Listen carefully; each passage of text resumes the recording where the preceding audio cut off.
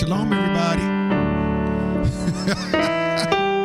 It's great to be here once again to be able to give y'all the honor and the glory and the praise. We're getting a little bit late on our start today, but I'm going to start off with Psalms 84 today. How admirable are thy tabernacles, Yahuwah Zabaoth. My nefesh longeth, yea, even fainteth for the courts of Yahuwah. My heart and my flesh crieth out for the living Elohim. Yea, the sparrow hath found a house, and the swallow a nest for herself, where she may lay her young. Even thine altars, O Yahuwah Zabaoth, my King and my Elohim. Blessed are they that dwell in thy house. They would be still praising thee. Blessed is the man whose strength is in thee, and whose heart are the ways of them. Who is passing through the valley of Baca, make it well. The rain also filleth the pools. They go from strength to strength. Every one of them in Zion appeareth before Yahuwah. O Yahuwah Zabaoth, hear my prayer. Give ear, O Elohim of Yaakov. Behold, Yahuwah our shield, and look upon the face of thine anointed.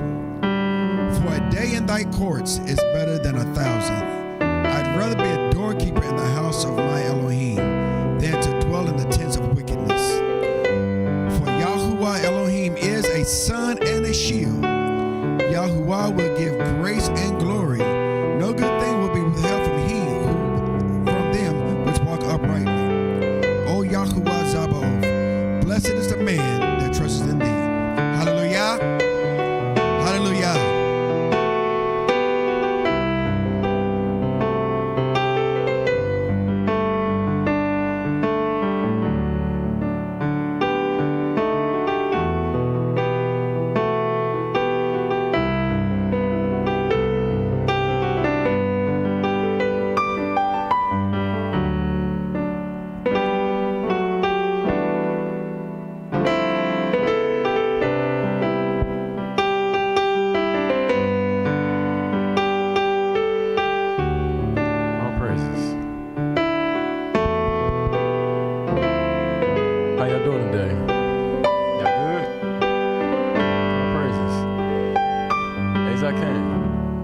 Me up just a little bit. Sort of.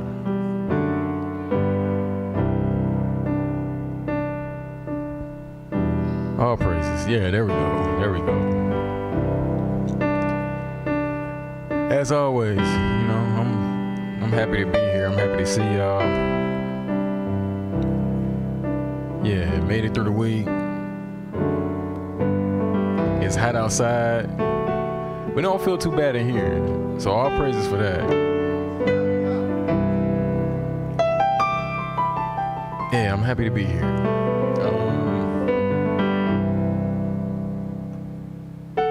Y'all got me for a couple weeks, so y'all know how I do. So today, looking at oneness of self. All right, so idea behind this one is us finding the balance within that have a unified self, right? Like the goal is one, that you can be at one with yourself, then hopefully that's gonna open up the door for you to be at one with the Father and at one with your Mishpachah, right? Now, I'm gonna be honest, the at one with Mishpachah part, we're not even gonna touch that at all. Like, it's gonna be a minute before we get to that part, because we got to get through all of these steps first with just dealing with the individual. Then we dealing with the individual. We need to make sure that this individual is in alignment with the Father and His ways, because if we mess that step up, and we ain't gonna do nothing but mess one another up anyways, right? So we're gonna start with oneness of self. All right, and then Abba willing, at some point in the future, probably not the foreseeable future, but at some point in the future, we'll get down to really looking at unity and community when it's time to cross that bridge. But for now, like I said, oneness of self. we're going to be here for a few weeks. Disclaimer, the scriptures expressed in the study are those of the author and not my own. Viewer discretion is advised. Guidelines for the lesson: we want to let all things be done with decency and order, so this is going to help us better serve one another. These lessons are intended to be interactive, so please ask all questions, make statements in a microphone so that everybody can hear you. We want to be mindful of the time, so please limit responses to roughly 60 seconds or less. This will give others an opportunity to ask questions and give input. We want to stay on topic. If you have questions that do not pertain to the topic of the lesson, please hold those until after the study. This will help us better serve your question and give it the proper attention it deserves. And if we move on from a point and you don't get a chance to ask your question or make your statement, if by the end of the study it still hasn't been addressed, please hold this to the end of the study and we can revisit it. All right, so Hebrews 4:11. Let us therefore do our utmost to enter into that rest, lest anyone fall after the same example of disobedience. So, I mean, like I said, we hit this every time I'm up here, but keep that in mind, because when we're talking about oneness within yourself, being single within yourself, like, this is what we up against, right? Whatever that same example was of disobedience that they fell to, somewhere in that process, they forsook themselves. They forsook the Father, and then they died in that wilderness, and they never made it to the goal, right? We don't want to fall after that same example, because it's something to be said to, in a moment, be in alignment, but it's another thing to be said about being in one accord with the Most High, being through and through you, and that being your lifestyle. Like, that's two completely different things. Right, like everybody was praising and dancing when they was coming out of Egypt. Once they got to the wilderness, what happened?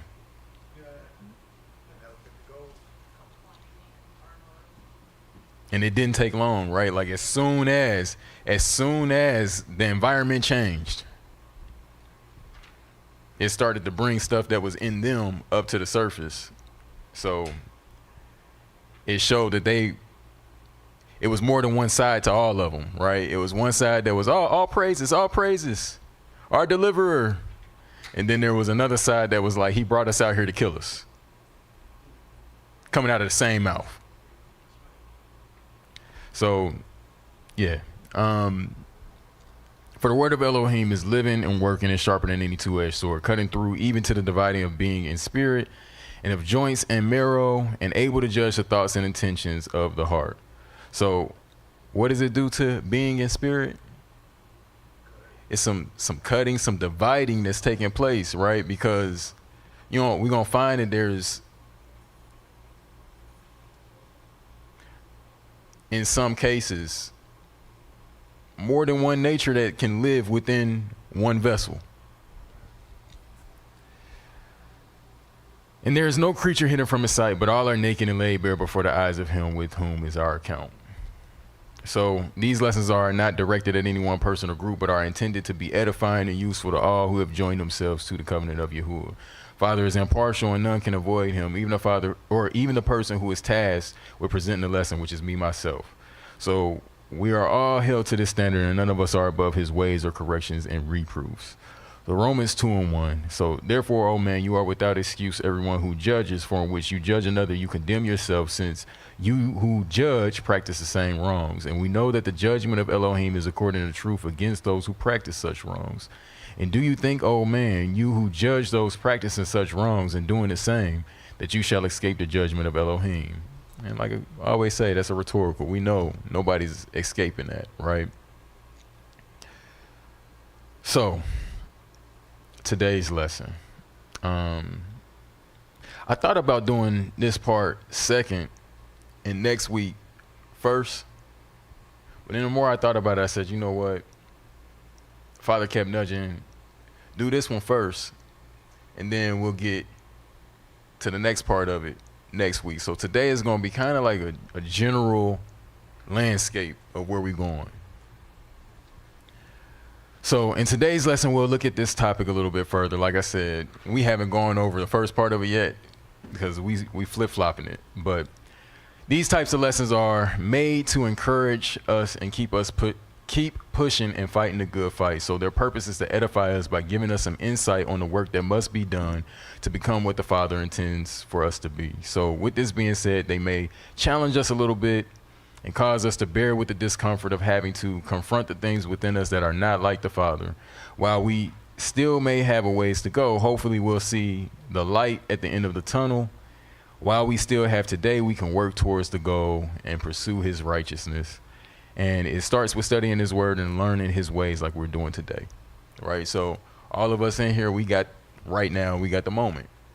So that means that we got an opportunity to continue to strive towards hitting the mark. Proverbs 4:10 says, "Hear my son and accept my words, and let the years of your life be many. I have taught you in the way of wisdom. I have led you in straight paths. When you walk, your steps shall not be hindered, and if you run, you shall not stumble. Become strong and disciplined. Do not let go. Watch over her, for she is your life." So now, let's stop there for a second. He says, I taught you in the way of wisdom. I led you in straight paths. When you walk, your steps shall not be hindered. And if you run, you shall not stumble. General question. Has any of us ever stumbled at a stumbling block?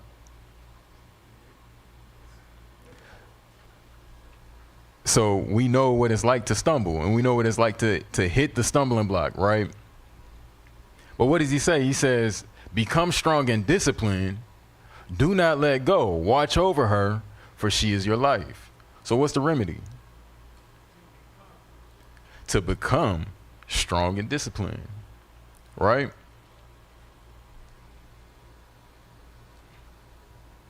He says, do not enter the path of the wrong, and do not walk in the way of evildoers.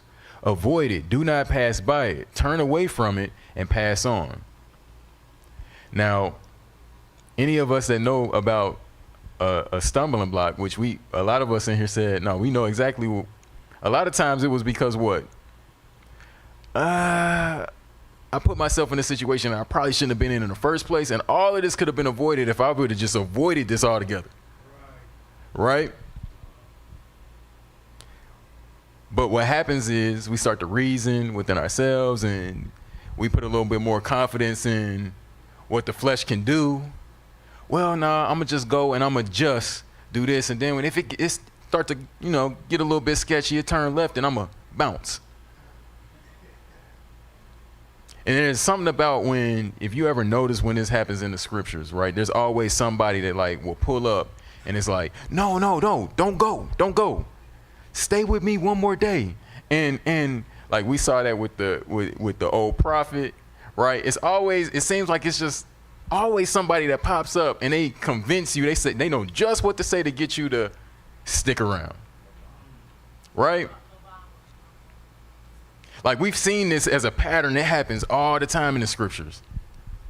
Now think about it. How many times has that happened to us when we ran into the stumbling block, and then it's like, no, it was yield signs leading up to that point that was telling me, turn back. The bridge is out ahead, and then it's like, I don't see nothing. It's cool. I'm gonna keep driving.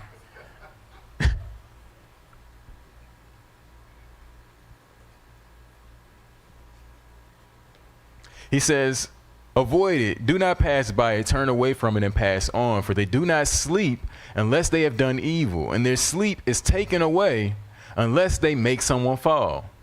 For they have eaten the bread of wrongdoing, and they drink the wine of violence. But the path of the righteous is like the light of dawn that shines ever brighter unto the perfect day. The way of the wrong is like darkness. They do not know at what they stumble. My son, listen to my words, incline your ears to my sayings. Let them not depart from your eyes, guard them in the midst of your heart. For they are life to those who find them, and healing to all their flesh. Watch over your heart with all diligence, for out of it are the sources of life. So now, what's your responsibility in this? You got to watch over your heart with all diligence. because this thing, it produces all kinds of stuff. Some of it is good, some of it is bad, some of it is sound like you, some of it sound like somebody or something else. Like, it's all kinds of things that the heart can produce. So he's letting you know, hey, guard it with all, like, watch over this thing with all diligence, because you take your eyes off of it, and before you know it, as we'll see, it might have control over you and you don't have control over it, right? Y'all can't really see the pictures all that well in here anyways. Online probably got a better chance of seeing it, but you got the sun when it's rising. Sun is there, but it's still a whole lot of darkness, right? Then you got a little bit later in the day, you got, the sun is coming up. It's more light, but it's not full light yet. And then you got high noon, sun dead high in the middle, heat of the day, right? Shining bright, illuminating everything.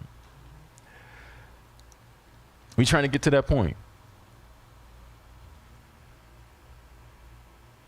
Path of the righteous is like the light of dawn, shines ever brighter unto the perfect day. That's what we're trying to get to.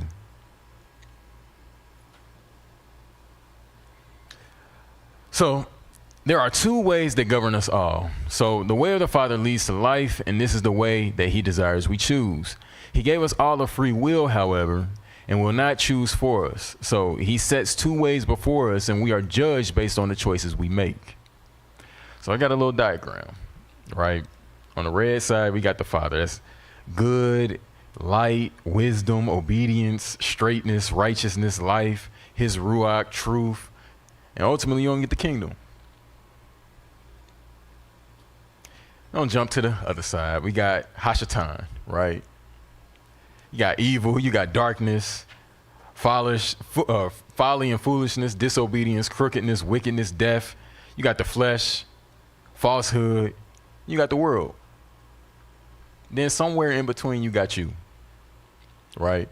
So I don't know if it was I think it was the last time that I was up here. We saw the devil and the angel on one shoulder and you in the middle, right? Each decision you make pulls from one of these two sides and requires a choice from you. But he gave us all free will, right? You can decide, I'm either going to pull from the side that is in agreement and alignment with the Father's word, or I'm going to lean on the other side. Choice is yours, but let us not be ignorant to the fact that the choice is yours. You have the ability to make the choice. When you mix red and blue, you get some purple, right? Question is, where do you stand in this tug of war? For most of us, myself included, if we're being honest, the whole of our identity does not fully rest on one side or the other. If you were to make a diagram for yourself, how would you make the section in the middle look?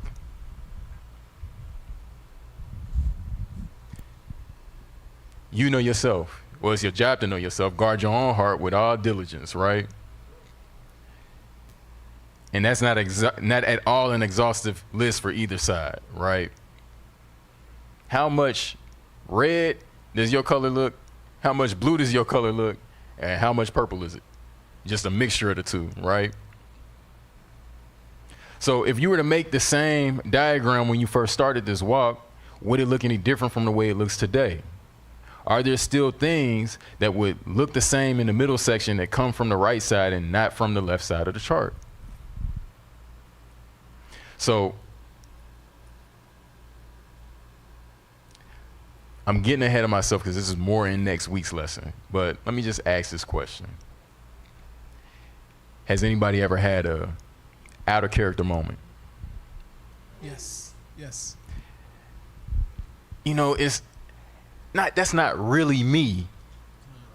But it was me that did it, but that's not really me. I just had a moment. Right? But it came from somewhere. Who else did it? It came from somewhere. It was in you. Right? Now, that might not describe the whole of you, but also if that don't describe the whole of you, then that also means that the in character part of you don't describe the whole of you either, because both came out of you, right?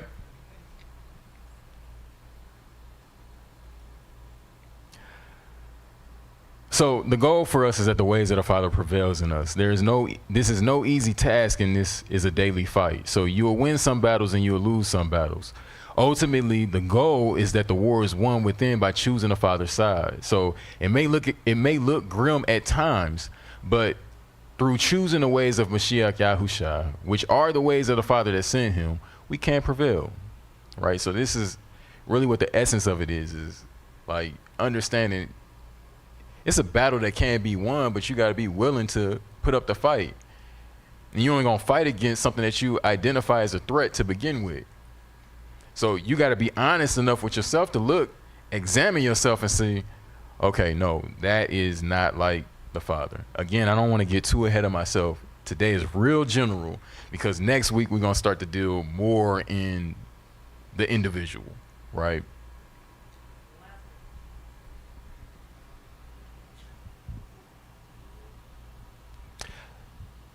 So,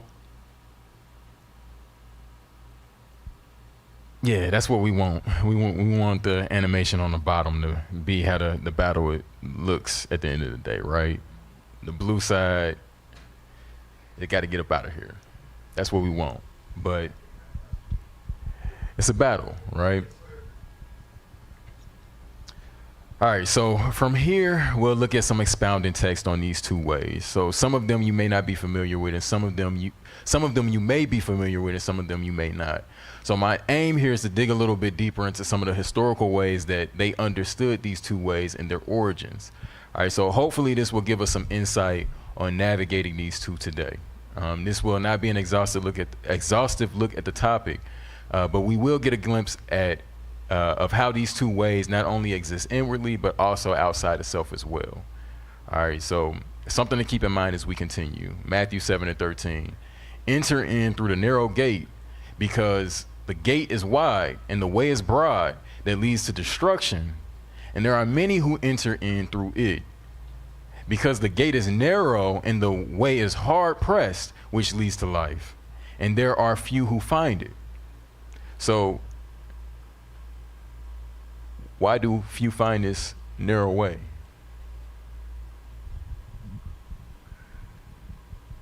It's difficult.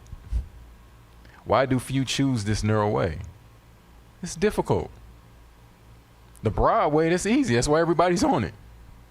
But this narrow way, it's going to come with challenges. It's going to come with chastisements, reproof, correction.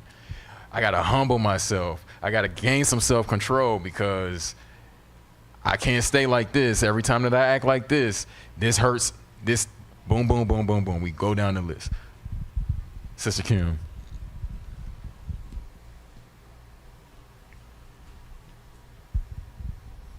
What you just said reminds me, to an extent, I concur with that, but the word does say, my yoke is easy and my burdens are light.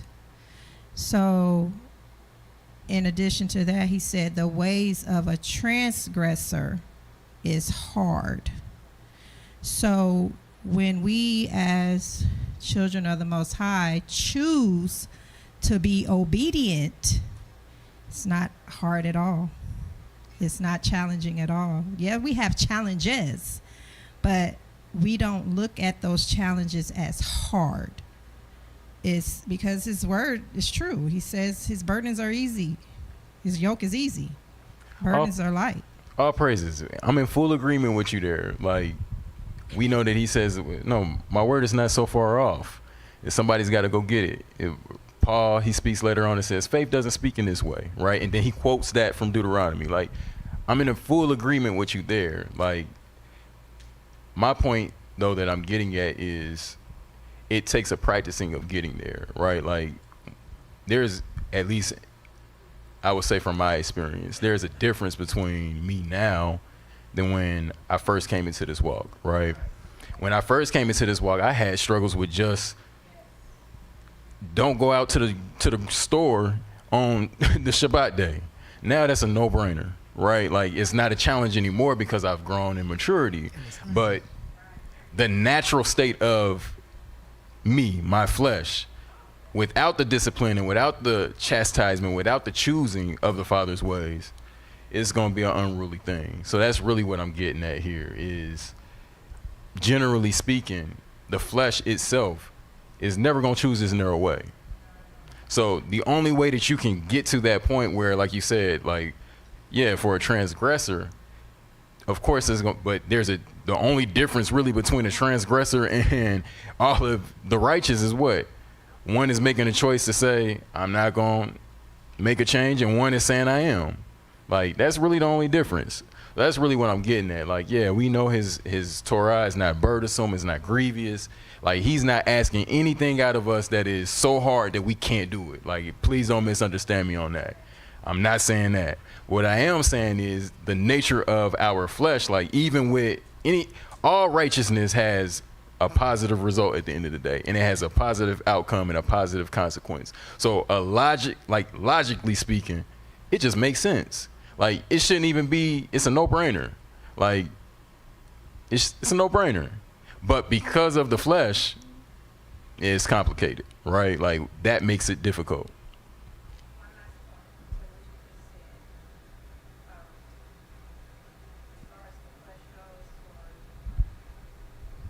To the last point you just made just now, for as far as the flesh, for those who are believers, that's why he tells us to walk in the Spirit, so we won't fulfill the lusts of the flesh. But when we quench the Spirit, that's when it becomes a challenge. That's when it becomes hard, because we haven't totally renewed our minds and yielded to the Spirit to walk in the Spirit, so we won't fulfill the lusts of the flesh. All praises. Like I said, we're going to see more of that today. In full agreement.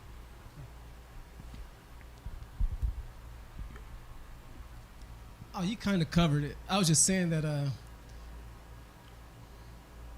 one thing my father used to say is, you're fooling yourself if someone tells you that sin is not fun to your flesh. So to switch over, it is a challenge, because wait a minute, I can't fornicate no more. Wait a minute, I can't do these things to my body anymore.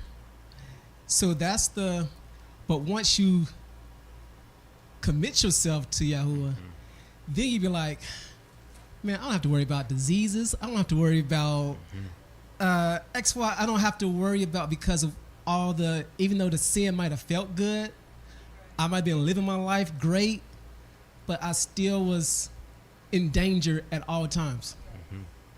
So as believers, now we know, like you said, going to church, going to the store on the Shabbat, it was hard.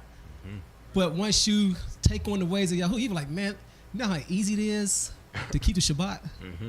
You know what a blessing it is to have the Shabbat where I'm not stressing and I have to go to work. Do you know how easy it is not to keep Christmas, and I don't have to worry about offending this family member because I didn't get them the gift they wanted, but even following Yahuwah's ways is just like, all I gotta do is love this person, and it'll turn a soft answer, will turn away wrath.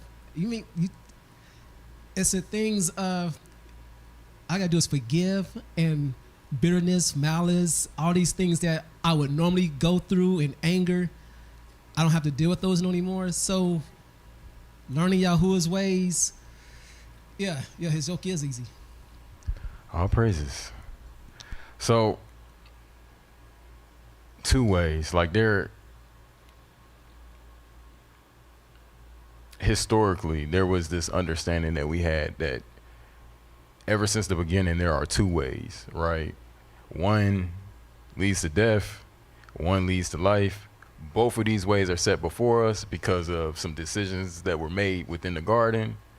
Like, even when you look at, say, Adam, Eve, right? When they was created, everything was good, right? Like, all of the things that were opposite in nature, what did the Father do with them? He separated them one from the other, right? And this is, at this point, this is all that they know. They know that the light is separated from the darkness. They know that the water is separated from the dry ground, right? They know that the sky is separated from the ground. Like, and after he did all of these things, what did he say? That's good, right? So something happens in Genesis chapter 2 where something is introduced that's not quite separate, right? Something is mixed. It's a tree that's mixed with the knowledge of what? Good and evil. And now this is the thing that he's like, nah, but don't touch that. Because they haven't been separated one from the other. You're going to get a mixed bag of seed here, and it's going to produce what? Some good and some evil. That's what it's designed to do. So don't take of that at all. They end up taking of that, and now they realize that things that, we weren't even bothered by this before. Now I'm covering myself in shame, right? Like, because now it's a change that's done took place within. So as we continue, Sirach or Ecclesiasticus, chapter 33, starting at verse 1. It says, there shall no evil happen unto him that feareth Yahuwah, but in temptation, even again he will deliver him. A wise man hates not the law, but he that is a hypocrite therein is as a ship in a storm. So a man of understanding trusts in the law, and the law is faithful unto him as an oracle. Prepare what to say, and so you shall be heard, and bind up instruction, and then make answer. The heart of the foolish is like a cartwheel, and his thoughts are like a rolling axle tree. A stallion horse is as a mocking friend, but he neigheth under every one that sitteth upon him. Why doth one day excel another, when as all the light of every day of the year is of the sun? By the knowledge of Yahuwah they were distinguished, and he altered seasons and feasts. Some of them have he made high days and hallowed them, and some of them he hath made ordinary days. And all men are from the ground, and Adam was created of earth. In much knowledge Yahuwah hath divided them, and made their ways diverse. So what did Yahuwah do to them? Divided them, separated them, right? Some of them have he blessed and exalted, and some have he sanctified and set near himself. But some of them he hath cursed and brought low and turned out of their places. As the clay is in the potter's hand to fashion it at his pleasure, so man is in the hand of him that made him to render to them as liketh him best. Good is set against evil. So now we were just talking about the tree. And the tree had what? Good and evil. Well, if we're trying to choose the narrow way, what does that mean? Can we get in? Are we gonna be able to walk that with good and evil? You gotta choose the good, right? He said, no, I set before you this day life and death, good and evil. Therefore choose life, right? You gotta choose one. But at the end of the day, the choice is yours. I'm just setting it before you. Blessing, cursing. You obedience, disobedience, right? And depending on what side you choose, it's going to determine what result you're going to get, right? So he says, some of them have he blessed and exalted, and some of them,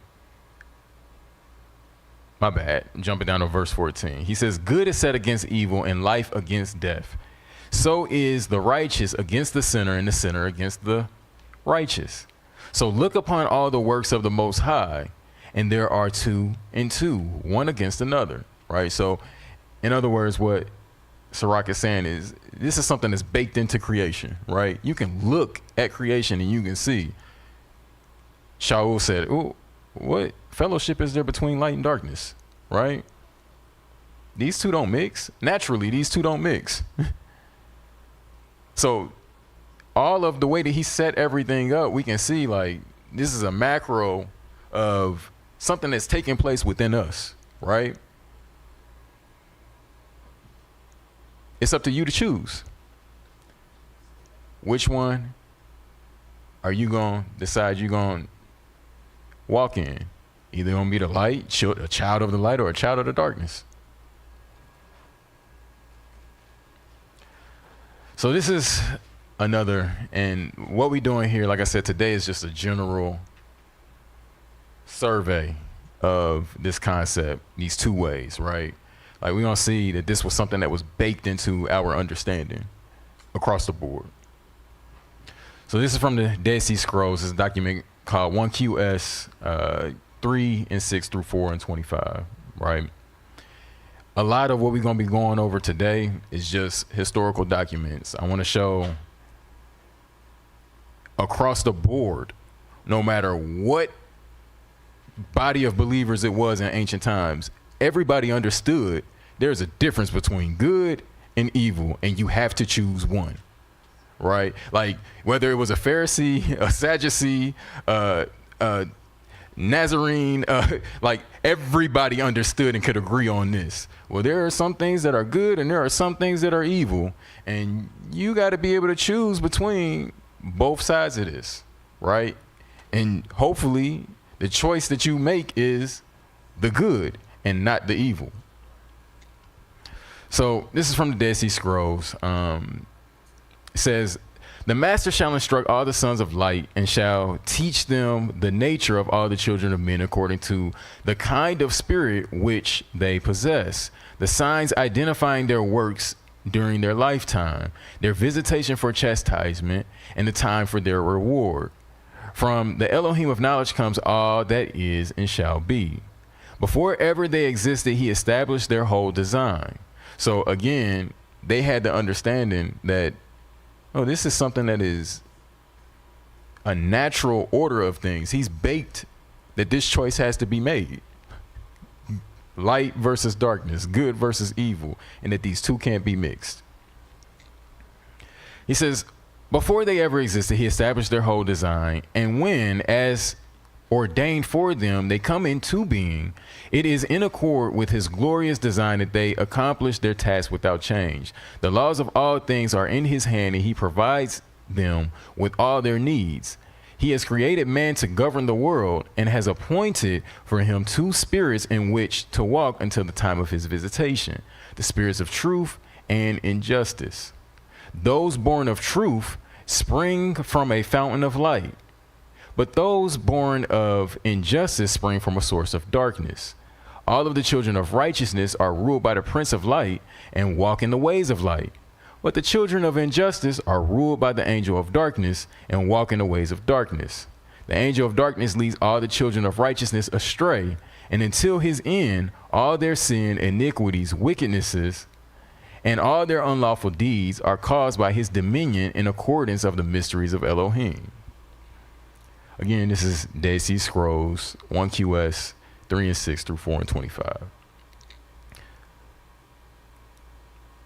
What are y'all seeing there? You got to pick one side. Can't serve two masters. Both are presented before you. Every day you go out, you got an opportunity to do what? To choose. I'm either going to choose righteousness or unrighteousness. I'm either going to do the right thing or I'm going to do the wrong thing. Choose this day who you will serve. Now, just know, if you say, hey, I'm going to serve you. Just know that with that comes what? There's going to be some great responsibilities, right? Some accountability, right? It's going to be some testing, right? Well, let me make sure my servant is faithful. Let me make sure, okay, he said, that I tell him he'll do it. Well, let's see. Will he do this? Will she do this? Every day, this is something that's going on.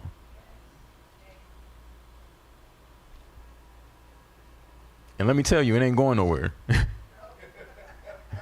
It's been here since the beginning of time. It's going to be here to the end of time until all of this is restored, renewed, and we get to that Jeremiah 31 where it's like, no more will you have to be taught. And it's just, you're just going to know the right thing to do. And his law is going to be in your heart, and you're just going to do it. Until that time comes, that means we got some what? We got some learning. We got some chastisement, some discipline, some choosing. We're going to have to do that. And that's a daily practice. Every day we got to take up the stake, bear it. Every day you got to die so that the spirit man can live. The flesh, we're going to see next week. What does it do with the spirit? It's contrary. It's always warring with it, right? So that the things that you ought to do, I dropped the ball on that one, right? And then the things that you ought not to do, I did that. Yeah, that's me. Had this battle going on. And a lot of times the battle is like, to somebody outside of you, it's like, why are you tripping over that? This is easy. It's a no-brainer. No-brainer. But in that moment, like we said a few studies ago, emotions high, logic is low. In that moment, it's hard to reason because you feel how you feel, right? No, they said XYZ to me, and I will not. And it's like somebody else is like, what are you tripping? It ain't gonna change nothing. Just go about your business. But for you in that moment, nah. What is that? Is that the Father's Spirit, or is that the flesh creeping up and saying, no, I feel how I feel, and we need to do something about this? Right? Pride. Right? It can be, who knows what the tap root of that thing is, right? Like, it can be, this behavior is a trigger for me specifically because I went through XYZ, and you don't know what I went through. And then that right there, when you say that, you already condemned yourself because you just said they don't know what you've been through. Right? So if they don't know what you've been through and now you being offended, why are you being offended? They don't know what you went through. Right? But the flesh, in that moment, we just respond. Right? Okay, all praises. Continuing, it says, every one of their chastisements and every one of their seasons of their distress shall be brought about by the rule of his persecution. For all his allotted spirits seek the overthrow of the sons of light. So now, remember I said that this is something that's taking place within you, but then there's also an element of it that's taking place outside of you, right? So like, we know Hashatan got his forces. And it seems like I was saying earlier, I'm minding my business. I ain't thinking nothing about this. And now all of a sudden, here you come triggering me, right? And it's like, where did that come from? So again, just pay attention to the fact that sometimes things that are external have a way of getting into your quote unquote tabernacle, if you will, your temple, and they shouldn't have no ability to get behind these veils.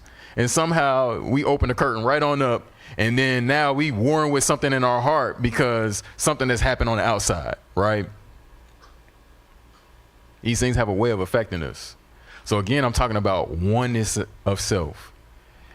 We just laying out general landscape today. Like I said, as the weeks go by, we're going to take it deeper and deeper. Next week, it's going to be more on an individual level. Well, what is taking place? Like, how does this happen within us to where, okay, I was doing fine and I got off, I stumbled at this. Now, next thing you know, I'm losing sleep. All of these things because somebody said something to me and I just can't let that go.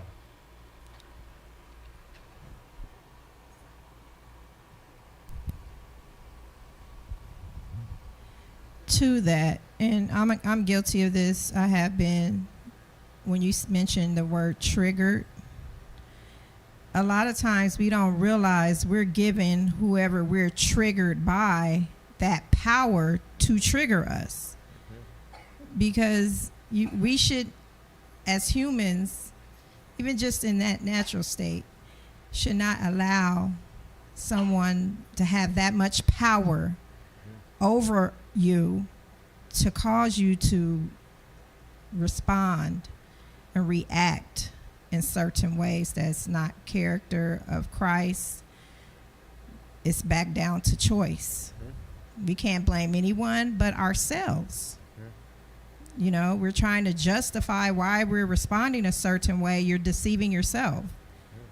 You're giving that individual or whoever those people are the power for, you know, to do that. And that's not what we should do. That's, you know, why we need the Ruach HaKodesh to give us that self-control that we have to reflect the nature of Christ. All praises. I got a question then. How does one obtain that type of knowledge between right and wrong? I think a lot of that comes from a mature ability, right? And with maturity should come wisdom, right? So as you mature, I mean, the scriptures even tell us, well, to get understanding, with understanding get what? Wisdom. And this is the key, I think, to being able to evolve more in Yah as you grow. Because the more understanding you get, then the more wisdom you should obtain also. All praises, absolutely. Like, that's, in all honesty, that's the goal. Like, the question then becomes, how do we take what we're learning and then apply it, right? And that is where the wisdom comes in. It's like, okay, so how can I understand it says this. How do I apply that in the time and season when it's applicable, right? Scripture says this. I feel like this. I usually act like this. Now I'm seeking the Father. Well, how do you say I'm supposed to deal with this situation, right? That's when we start to get wisdom, start to gain understanding of how he moves.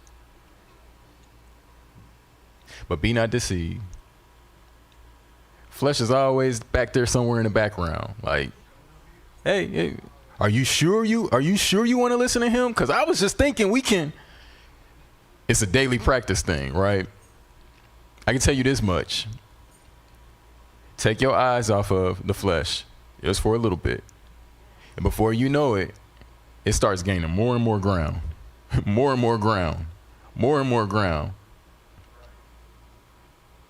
Comes to spiritual matters, you feed that, and it's going to start to gain what? More and more ground, more and more ground, more and more ground, right? So in other words, the ship is only going to go where you direct it. Wherever you steer it, that's the direction it's going to want to continue to move. That's not to say that one side or the other is not going, because you can be dead smack in the middle of going in the wrong direction, and then the Father's Ruach, your Ruach will tap you. Hold on, I don't feel, my conscience doesn't feel right with this. I don't think we should be doing this, right? Just like you can be doing the right thing, and then the flesh can creep up and be like, hey, are you sure? So it's a constant war that takes place between these two sides. And you're going to have to learn how to do what? Master and kill one side over the other, right?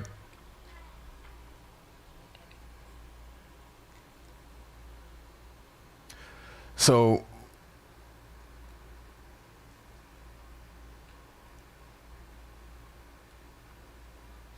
I'm gonna just start over from the top. It says, every one of their chastisements and every one of the seasons of their distress shall be brought about by the rule of his persecution. For all of his allotted spirits seek the overthrow of the sons of light, but the Elohim of Israel and his angel of truth will succor all the sons of light. For it is he who created the spirits of light and darkness and founded every action upon them and established every deed upon their ways.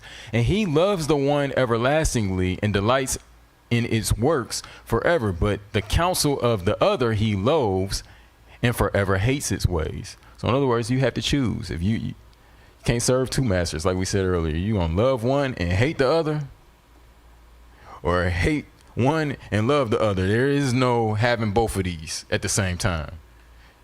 The only thing that's gonna cause is for you to constantly be in conflict with yourself. That's it.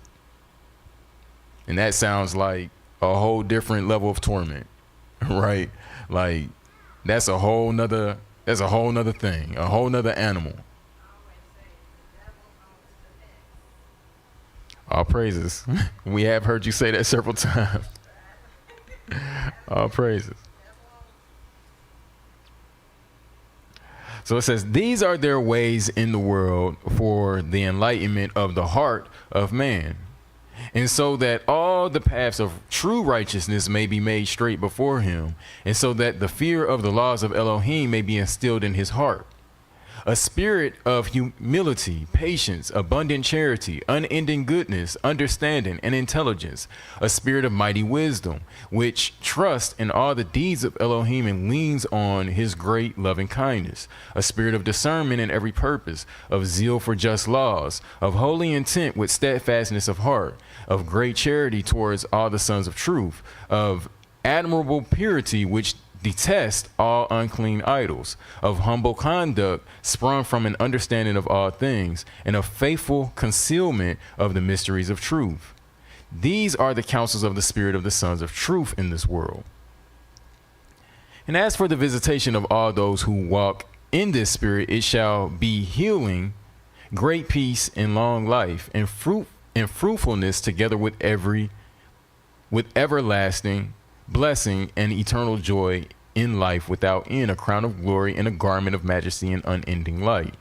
But the ways of the spirit of falsehood are these: greed and slackness in the search for righteousness, wickedness and lies, haughtiness and pride, falseness and deceit, cruelty and abundant evil, ill temper and much folly and brazen insolence, abominable deeds committed in the spirit of lust, and ways of lewdness in the service of uncleanness, a blaspheming tongue, blindness of eye and dullness of ear, stiffness of neck and heaviness of heart, so that man walks in all the ways of darkness and guile. And the visitation of all who walk in this spirit shall be a multitude of great plagues by the hand of the destroying angels, everlasting damnation, by the avenging wrath of the fury of Elohim, eternal torment and endless disgrace, together with the shameful extinction in the fire of the dark regions. The times of all their generations shall be spent in sorrowful mourning and in bitter misery and in calamities of darkness, until they are destroyed without remnant or survivor. The nature of all the children of men is ruled by these two spirits. And during their life, all the host of men have a portion of their divisions and walk in both their ways. And the whole reward for their deeds shall be for everlasting ages, according to whether each man's portion in their two divisions is great or small. For Elohim has established the spirits in equal measure until the final age, and has set everlasting hatred between their divisions. Truth abhors the works of injustice, and injustice hates the ways of truth. So what are we seeing there? What are they saying there? You got these two ways. They don't agree with one another. But there's a judgment that comes from what you partake in, right? You choose the side of evil and darkness, you don't reap the reward for that. And it's a forever reward. You choose the side of righteousness, and there's a reward for that. An everlasting reward. And basically the essence of what they're getting at is that every day you get in this life is an opportunity for you to choose. So choose wisely. right? Now again, we talking about finding oneness in self. Mashiach said what? No, they're in the world, but they ain't of the world, right? You have to make a choice. He says, and their struggle is fierce in all their arguments, for they do not walk together. So, spirit versus flesh. They battle and they battle hard. They'll never be in agreement. Go ahead, Doc. Can't hear you. Okay.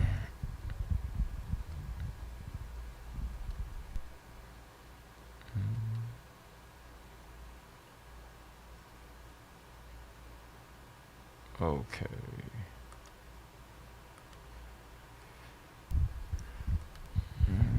Like you were saying earlier about that first word you said, slackness, and how we murmured in the wilderness against Moses, just murmuring. And so you just gotta catch yourself wherever you might be slothing at, like how you said one of the other teachings. It's like how you see the attributes on these video games. You might could be not eating pork, or you might cannot be following all the pagan holidays, but where you lacking at? That part. You know? That's where we're gonna get at towards the end. We're gonna start looking at, putting on the whole armor. The one thing that we often don't do is, like, how much are we checking the chinks in our armor? You know what I mean? Like, how much are we like, yeah, I'm putting on the whole armor, but wait, where your chinks at? Where the weak spots in your armor? Make sure you get them right and get them covered, because it's your enemy's job to know where the weak spots are, and he gonna take his sword and try his best to cut you asunder. Like, that's the way that this works. That's the way war works. And we don't really, like you brought it out last week, like spiritual warfare. We often don't put enough merit into the fact that no, there's a spiritual warfare that's going on, like on a day-to-day basis, that goes on that we don't even pay any mind to. You know what I mean? Like, there's a fight for souls. I just put it that way. It's a fight for your soul. It's a fight for your soul.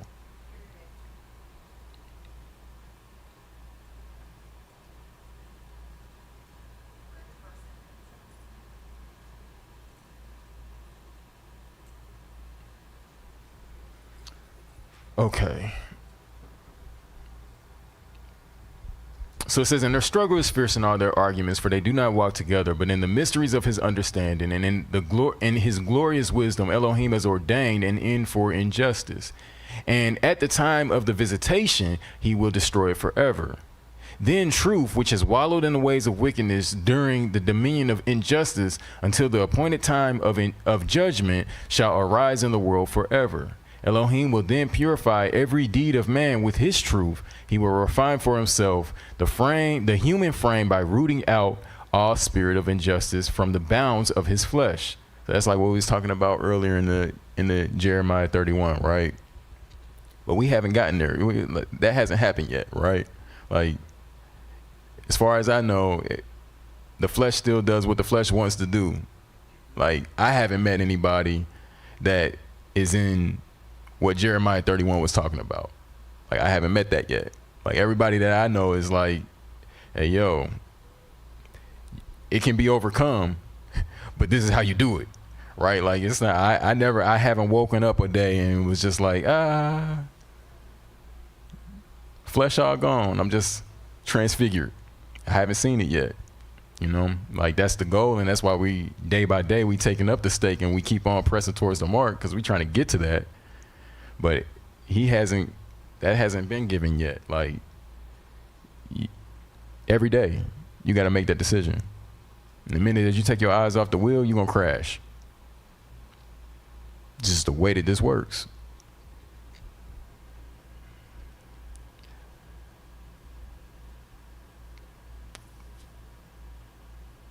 So it says he will cleanse him of all wicked deeds, and with the spirit of holiness, like purifying waters, he will shed upon him the spirit of truth to cleanse him of all abomination and injustice. And he shall be plunged into the spirit of purification, that he may instruct the upright in the knowledge of the Most High, and teach the wisdom of the sons of heaven to the perfect of way.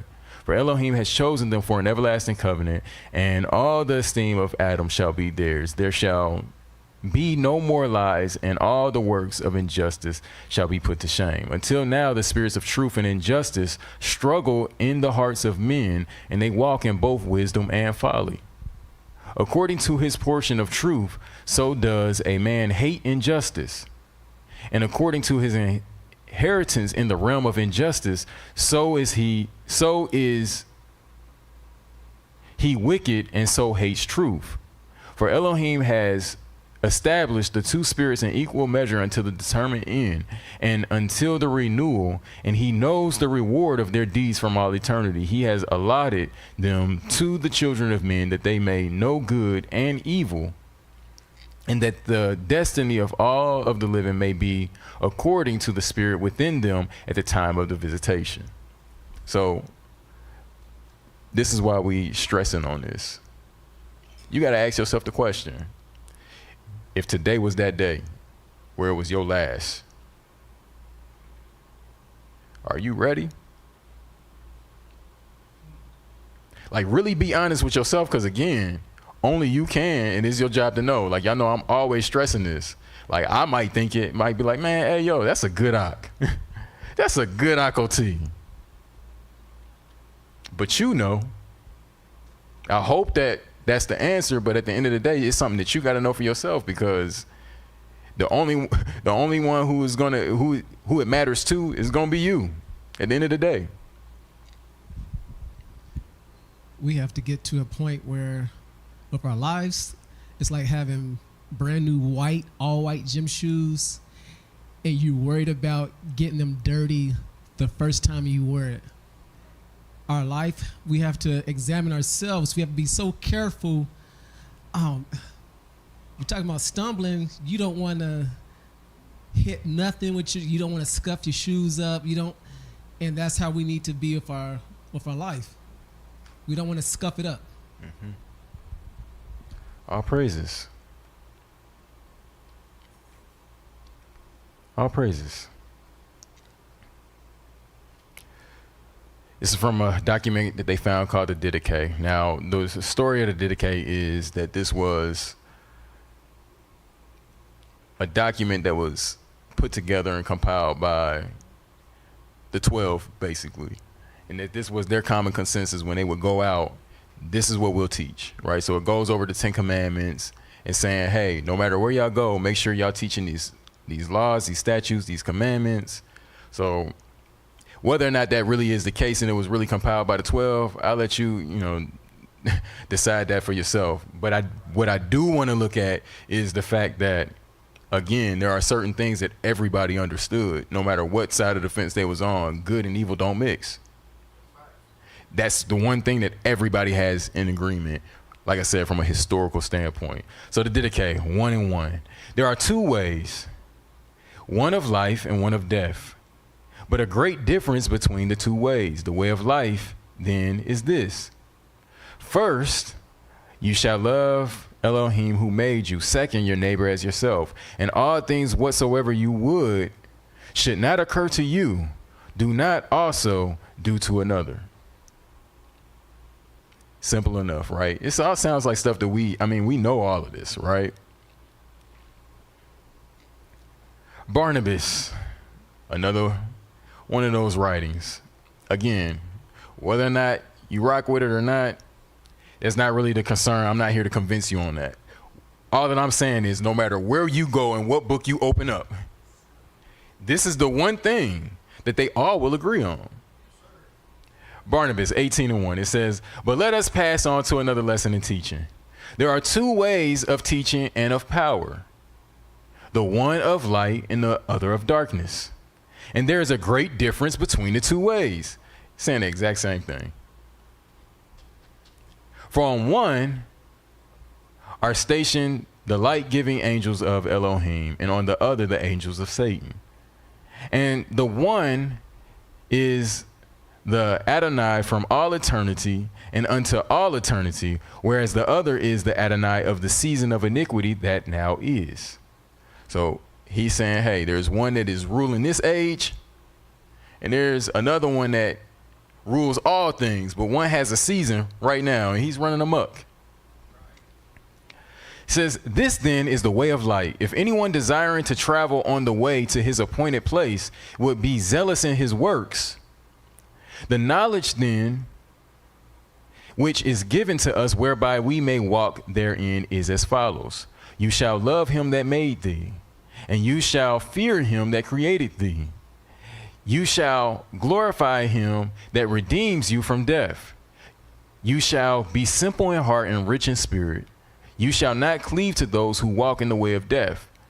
You shall hate everything that is not pleasing to Elohim. You shall hate all hypocrisy. You shall never forsake the commandments of Yahuwah. So again, everybody is in agreement with this. 2nd Enoch chapter 30. And we've had this conversation in the background before. Like, I am not saying that these documents, hey, these are scripture and I agree with everything in them. That's not what I'm saying. That's not the point of me bringing this out. All that I'm saying is there is an ancient understanding that there are two ways, and that we were designed as people with the ability to choose between these two ways. And no matter where you go, everybody is going to tell you, choose life. Everybody's going to tell you this. 2nd Enoch 30, it says, and I gave him his free will. Speaking of, this is how we created, right? And I pointed out to him the two ways, light and darkness. And I said to him, this is good for you, but that is bad, so that I might come to know whether he has love towards me or abhorrence. And so that it might become plain who among his race loves me. Whereas I have come to know his nature, he does not know his own nature. So what does that sound like? It sounds like Proverbs. There's a way that seemeth right to a man. Every man is right in his own eyes, right? So like, again, it's just speaking about the natural way that being human, like this is just how we're made, right? Like that is what it is. And it's up to you to say, okay, I'm either going to learn how to gain some mastery over this vessel, or I'm going to just let it run amok, do as thou wilt, right? I'm either going to subject myself to the will of Elohim, or I'm just going to do my own will. Yeah, can we get you on the mic?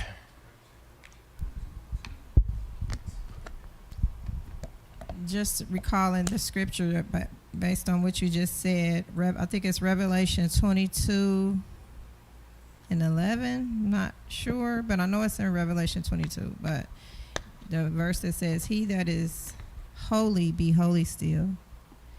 He that is righteous, be righteous still. He that is filthy, be filthy still. So, like you said, do you. Basically, bottom line, do you. However you going to do you. You know, regardless, he coming in whatever state you in. You know, it is what it is. All praises. He says, whereas I have come to know his nature, he does not know his own nature. So how many of us in here know that the Father knows us through and through? But sometimes it's things that he sees about us that we don't even know is there, right? So then it's like, okay, you don't know that's there, and my compassion, here comes a test, here comes a trial, here comes a little bit of suffering. Let's bring that up to the surface so you can see that it's there, right? Now, what you gonna do about that? And this is how I'm gonna know whether or not you really love me and you gonna keep my commandments, right? This is how I'm gonna know. That's how he moves with us. And then we wonder sometimes, like, man, why does it just seem like I can't get a? Maybe it's because there's a lot of things that the Father is looking at and is like, hey, we gonna work and clean up. You don't know your last day, but I do. Hey, you ain't got that kind of time. Like, man is as grass. You ain't got that kind of time. You got X amount of time to get this right. I desire that none perish. I want you here with me. That's what my desire is. So I can't. I'm chasing you like a son. Every time you I got to correct you. I have to do that because that's the only chance you got. If I leave you off to your own devices, you're going to do just like the first man did. What you want to do. And actually, that's a form of love. Mm-hmm. Because who father would not discipline his own child? Mm-hmm. Mm-hmm. All praises. Ultimate form of love. Ultimate form of love. Nah, just like Abraham, right? What'd he say? Like, told the servant, go. Hey, I trust you. I don't trust Isaac. I know him. I know my son. If he go over there to Canaan, he ain't not leaving from out of there. He's just gonna stay over there, and who knows what he gonna be with. Right. Right? Like, but I trust you. You know what kind of woman I'm looking for my son. So, hey, you go and you bring her back. Like, he puts parameters and safe. He's always thinking about our well-being, right? So, in some situations that we like, man, I just wanted this job, and I just wanted, man, if I can get this, and the father is blocking it because he's like, nah, because you get comfortable over here, it's a wrap. You'll never come back. You'll never come back home. Like, he's always being mindful and always thinking of us in that way. He knows us. We don't. We are learning ourselves. This is why he's telling us, no, like the heart of man is like deep water. A man of wisdom will draw it out. Like, you gotta put the work in to really try to get to know yourself and know what's in there. And then deal with what comes up. Sometimes you put the bucket in the well and it don't come up with clean water. It come up with mud and everything else. You got to figure out, man, what's going on with this well?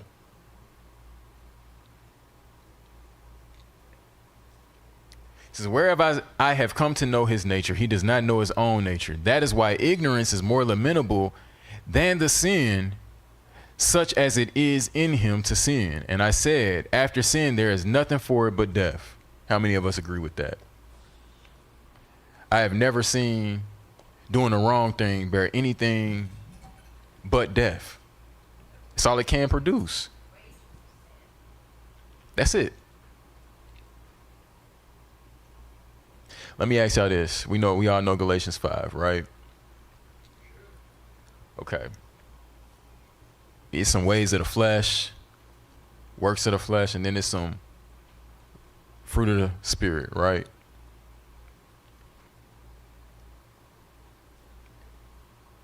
When you do one of the works of the flesh, who or what wanted it? Who or what wanted it? You, right?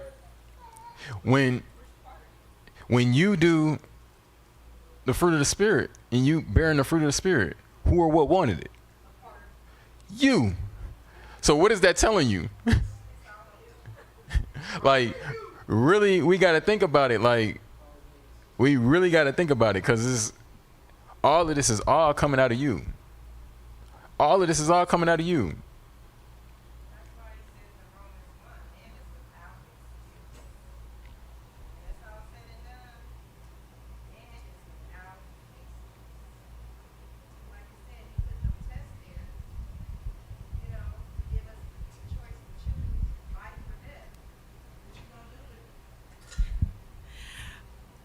When it's all said and done, in Romans 1, he said, man is without excuse.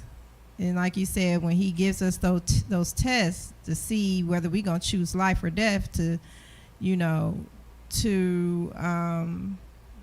cleanse ourselves, save our own self from this untoward generation. He's given us the option to do that. But, when it's all said and done, he's given us all these tests. This is a dress rehearsal. So when it's all said and done, man is without excuse. because everything in is laid out in his word, his blueprint. It's all there for us, you know, because what's there, if it wasn't attainable, he wouldn't have written it. Mm-hmm. So we can do this. Mm-hmm. It's a matter of choice. Absolutely. Like we said earlier, like, you got to train yourself up in discipline. Like, that's going to be the key at the end of the day, is what you're going to say yes to and what you're going to say no to. And when you say yes, let the yes be yes. When you say no, let the no be no. Don't waver on it, because if you allow both of these to exist within you, the nature of things is that the carnal side is going to be the side that's going to win. Like, if you give it an opportunity to win, it's going to take the win. Like, every time, 10 times out of 10. That's just the way that it works. Because I've never seen a case where, like, you quench his ruach where it's just going to stick around. Like, it'll just be like, all right, well, if that's what you want to do, I'll holler at you. Get yourself cleaned up and get yourself right, and maybe I'll swing back. Like, we'll revisit this later on, right? Like, and then, I mean, you can ask a child, like, why did you do this? And what do they say? I don't know. Sometimes it's a lack of knowledge. Sometimes it's just a lack of self-control. And it's like you just in a daze and you just doing without thinking. Like, no, you knew better. You just set what you knew to the side and you just moving. And autopilot. Out came this calf. Like, what? What do you mean out came this calf?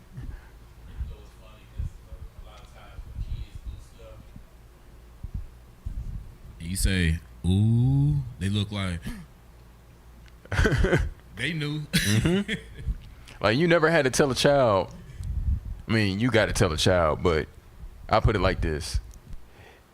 A lot of times when kids steal, right? Say a kid stole something.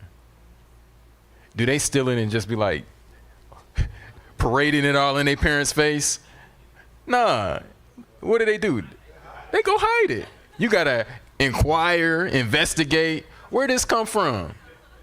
How did this get in here? Oh, well, and then what comes immediately after that? A lie, right? Oh, well, it's just the flesh. You don't have to tell. I've never seen a parent like, so this is what you do. We're going to go into this store. Like, when I was a kid, it was, we're going to go in this store. Don't you touch nothing. Don't you, like, don't ask me for nothing. Don't, like, that was the conversation.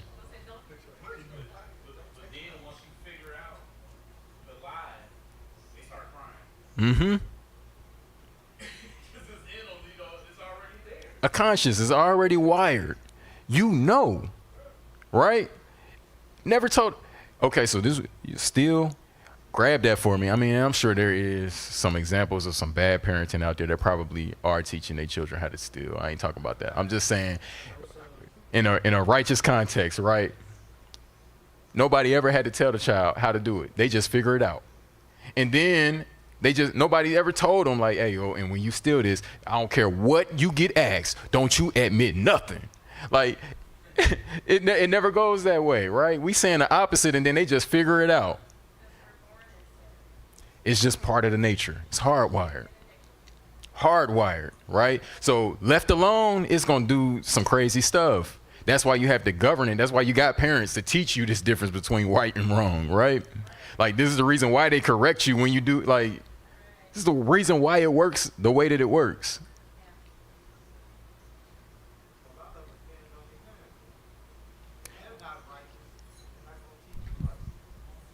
In a lot of cases. I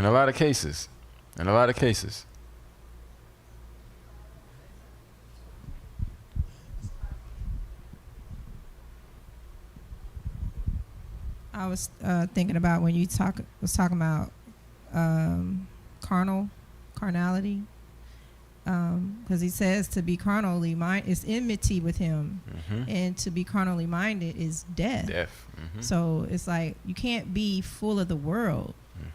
You have to die to the things of the world. He said, "Come from among them, be ye separate." So if you're looking like the world, acting like the world, doing what the world do, saying what they say, you know, you're bringing condemnation on your own self. you're bringing death on your own self. So All praises. So another one of those writings. This is from one of the testaments of the 12 patriarchs. This is the testament of Asher, right? One of the 12 sons of Jacob. It says, the copy of the testament of Asher, what things he spake to his sons in the 125th year of his life. For while he was still in health, he said to them, hearken, you children of Asher, to your father, and I will declare to you all that is upright in the sight of Yahuwah. 2 ways have Elohim given the sons of men, in 2 inclinations, in 2 kinds of action, in 2 modes of action, in 2 issues. Therefore all things are by twos, one over against the other. For there are 2 ways of good and evil, and with these are the 2 inclinations in our breasts, discriminating them. Therefore, if the soul take pleasure in the good inclination, all its actions are in righteousness. And if it sin, it straightway repenteth. For having its thoughts set upon righteousness and casting away wickedness, it straightway overthroweth the evil and uprooteth the sin. But if it incline to the evil inclination, all its actions are in wickedness, and it driveth away the good, and cleaves to the evil, and is ruled by Belial. Even though it work what is good, he perverteth it to evil. For whenever it begins to do good, he forces the issue of the action into evil for him, seeing that the treasure of the inclination is filled with an evil spirit. A person then may with words help the good for the sake of the evil, yet the issue of the action leads to mischief. So again, same concept here. You got 2 ways, and these 2 are set before you, and they don't mix at all. Good is set against evil. Again, like I said, we're going to go through over the next couple of weeks dealing with the self. We haven't even dealt with the self today, right? Like, this is just the general landscape, nature of the way that things are. So now that you and yourself know this, now you're going to be equipped with, okay, so now how do I decide? Now I need to get some knowledge, some wisdom on how do I decide between these 2 ways? I know that there are 2 ways. Well, why should I choose the good over the evil? How do I choose the good over the evil? Right? That's where we're gonna start going in that direction.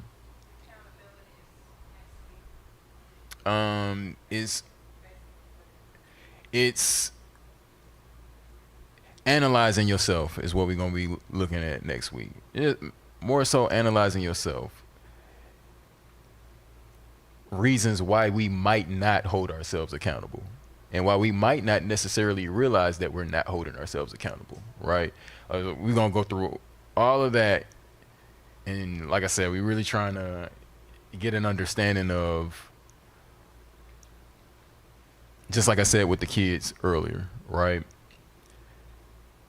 Why did you do that? I don't know. Like, why does that happen? Did that make sense? You ask them, well, did that make sense? No. So then why would you do it? I don't know. It's like, why is that? Why does that happen? And then what happens is we become adults and we do that same thing. Like, it's just not a parent that's asking us. It's the father checking us. And while nobody else might not see it, right? Like, no, Spirit is letting you know, like, man, why would you do that? I don't know.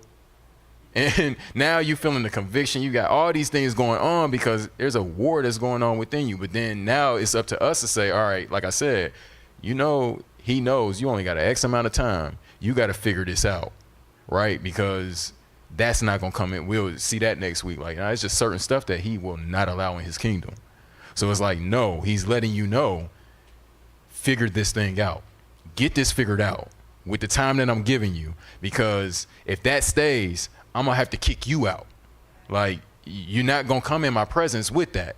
So it's a matter of us learning and figuring out, like, we got to figure out ourselves and say, all right, why do I do the things that I do? What's causing me to do the things that I'm doing? Whether it's good or bad, right? What's motivating me? What's keeping the engine going? What's keeping my clock ticking, right? Like, And then if we can master that, whether it be the good or the bad, like if in terms of good, okay, so then why was in this situation I chose the good, but then it came back, it swung back around, and then I wavered that time, right? Like, why did that happen? Okay, well, this is what happened.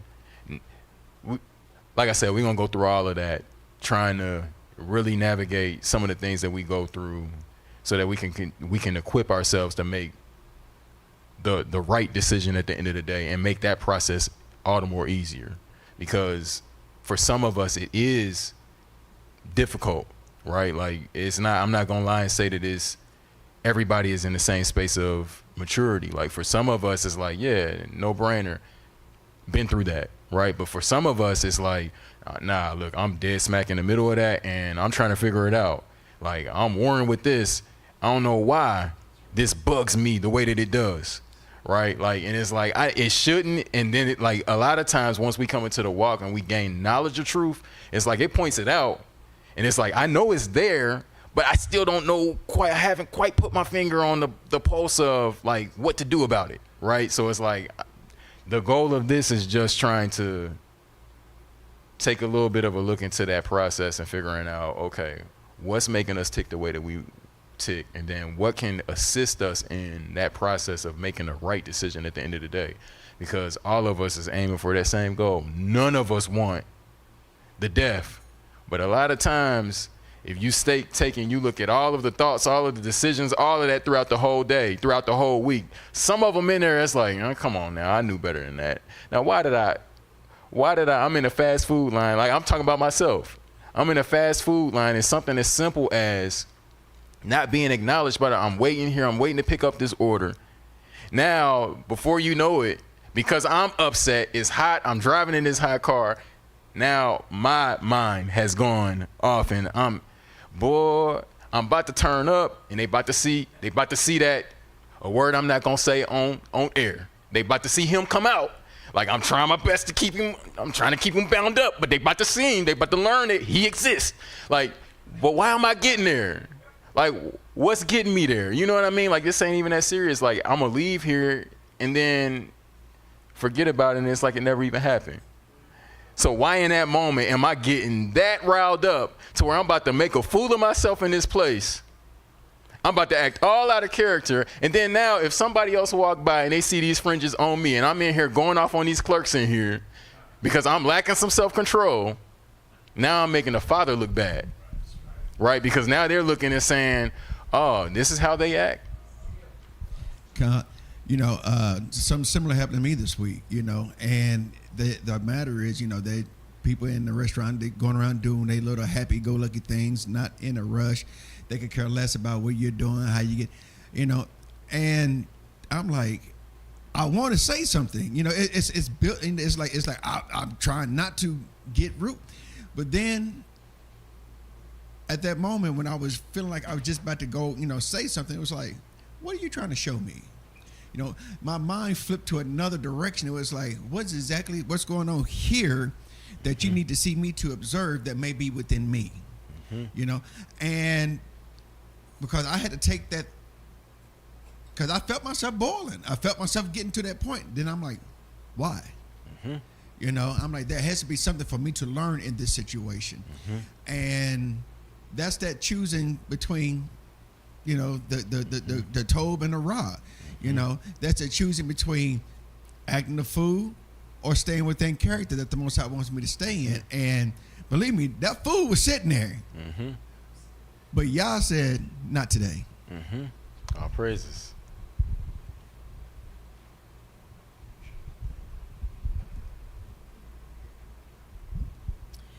So I keep hearing in my spirit conviction.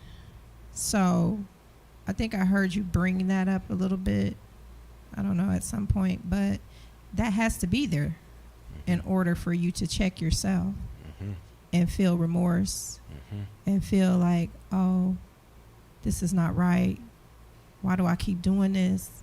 That's conviction. But if you're not feeling that, bigger problems. That's a problem. Bigger problems.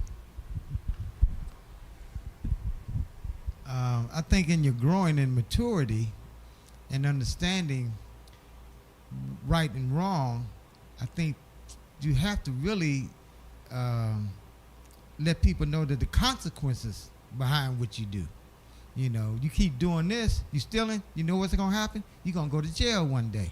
And if you continue, you know, you're gonna end up in the lake of fire. So in instilling right and wrong into individuals or children, you also have to let them know that there are consequences behind what you are doing, right? And if you continue to do it, you know, it's going to be worse consequences. So in order to establish right and wrong, especially in children, you have to let them know that the consequences behind what you're doing, I'm going to whip your butt. You know, so now they know that there's going to be a consequence behind if they continue doing this. But if you don't stress the consequences behind what you're doing, it's like you're not really readying your child up to righteousness. You know, they have to understand that there's going to be a punishment behind you doing these things. You know, sin, just like you said, I wouldn't know sin if it wasn't for the law. So once the law was established, and I know this is a sin, and now I know the consequences behind this sin. So I'm more apt not to do this anymore, or my conscience would tell me, hey, you keep up, you do this, you know there's going to be some consequence behind it. That's good life. It's like what we compromising with. Like at the beginning of this walk, I would compromise Shabbat, you know. Like, you know, I'm gonna work on Saturday, I'm gonna work on the 7th day, but I'm gonna fast all day. You know, I still gotta pay bills, you know. And then you work all that overtime, and then they taking the taxes. You know what I mean? You're like, oh, like, man, so I mean, you really don't benefit. So, and then you get to that maturity. Well, you know what? I'm gonna tell my job, I can't work on this because it's. I'm gonna use Caesar's law. Like, hey, Bill of Rights, freedom of religion, and this is what I'm following. So, I put that in their face, and now they honor that. I was afraid at first to even bring it up. You know, like, oh, I'm not meeting this schedule, and even some brothers compromise with their diet still. I left the pork alone. I'm still eating shrimp, and they're still coming in. You know, they're still new, and they're making small advances like like me with the alcohol back in the day. You know, so you got to check what we're able to compromise with and where we can grow at. All praises.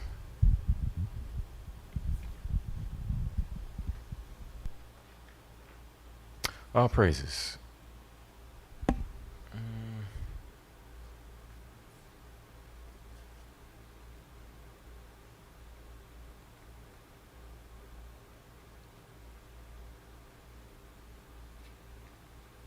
I'm gonna jump here. All right, so with this being said, we see that not only do these two ways exist within you, they are also present outside of you as well. So each of these two ways and the governing agents over these two ways strive with one another. Each of us were designed with free will and an ability to operate out of both spirits. So both paths are present in each of us, and the more we live, we travel one path or the other with every decision we make. So each of us still may have a mixture of light and darkness within us. The question for you to answer will be, how does the Father see me? Am I following the path of the sun as it rises or as it sets? Am I coming out of darkness into the marvelous light, or am I going into the darkness? So this is something that only you can search for yourself. As we can see, without any context to the picture, these snapshots could easily be captioned with the opposite time frame, and we would not be able to tell any difference.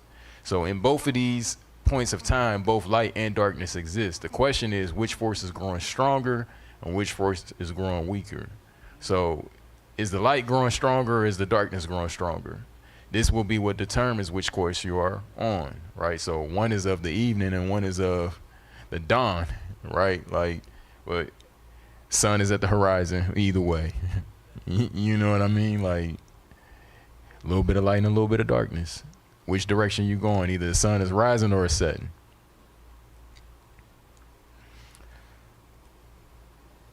Ephesians 6:10. So it says, "For the rest, my brothers, be strong in the master and in the mightiness of his strength. Put on the complete armor of Elohim for you to have power to stand against the schemes of Hashatan. Because we do not wrestle against flesh and blood, but against principalities, against authorities, against world rulers of the darkness of this age, against spiritual matters of wickedness in the heavenlies. Because of this, take up the complete armor of Elohim so that you have the power to withstand in the wicked day, and having done all, to stand. Stand then, having girded your waist with truth, and having put on the breastplate of righteousness, and having fitted your feet with the preparation of the good news of peace. Above all, having taken up the shield of belief, with which you shall have the power to quench all the burning arrows of the wicked one. Take also the helmet of deliverance, and the sword of the Spirit, which is the word of Elohim, praying at all times with all prayer and supplication in the Spirit, watching in all perseverance and supplication for all the set apart ones." So we already know: helmet of salvation, breastplate of righteousness, belt of truth, sword of the Spirit, shield of faith, feet shod with the gospel, right, with the good news. Question is, where are the chinks in your armor, right? Where are the chinks in your armor? Everybody's armor ain't the same. Saul's armor was different from what David needed. Everybody's armor is different. Where are the chinks in yours? No, I was just thinking it would be nice when we wake up, we can, like, have you seen how the fire department, before they start their day, they check everything before they start their day? It would be nice if I could do an armor check. But you really don't know until something comes. Stress test.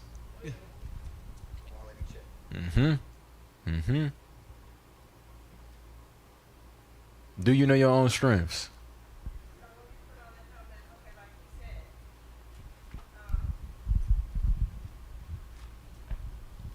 So looking at this diagram, so like Brian just said, like naturally speaking, I guess you were saying, we could just put on a helmet of salvation, so you could check it, yeah. So spiritually, how are we putting on a helmet of salvation? Is that your mind? The breastplate of righteousness, that's just doing what is right, living righteously. Okay. So yeah, that's a whole nother lesson. And okay. yeah, yes, I hope you do that. That's a whole nother lesson. Because I hear this often, but I never really hear the breakdown. All praises. That's a whole nother lesson. Okay. But what I will say is, absolutely, to both of the things that you said, absolutely. Like, spiritually, how are you girded up? And we'll get in, because I can't say when this is going to come. Like, I can't say when this is going to come. But ideally, we'll be able to look at, like, even with the way that the Father designed the body, there's a purpose and a spiritual application that can be understood from each part, right? So, like, for instance, and this is like with all the body parts, so then apply why he wants these things to be in those areas. I'll just put it like that. Like, think about that. Like, they had an understanding, for instance, the same word in Hebrew for anger is the same word for your nose. For your nose. So then you got to ask yourself, well, what's going on? Why is the word anger connected to your nose? Like, what is that? And then we see that one of the things that how the Father speaks when one of the things that repulses him is a foul odor, right? Like the stench of your sin, right? And then but when you operate in righteousness and you sacrifice righteousness unto him, then it's a sweet smelling aroma, right? So all of these things are all things that when you just look at, and then you look at, okay, so biologically, how are these made?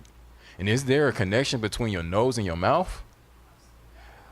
Like, I can plug my nose and then I can't taste. Like, why are we designed in that way? Like, so literally, when Abba willing, we'll be able to go over that and why each one of these things are doing what they're doing, why they're protecting what they're protecting, and how it works and functions within us spiritually.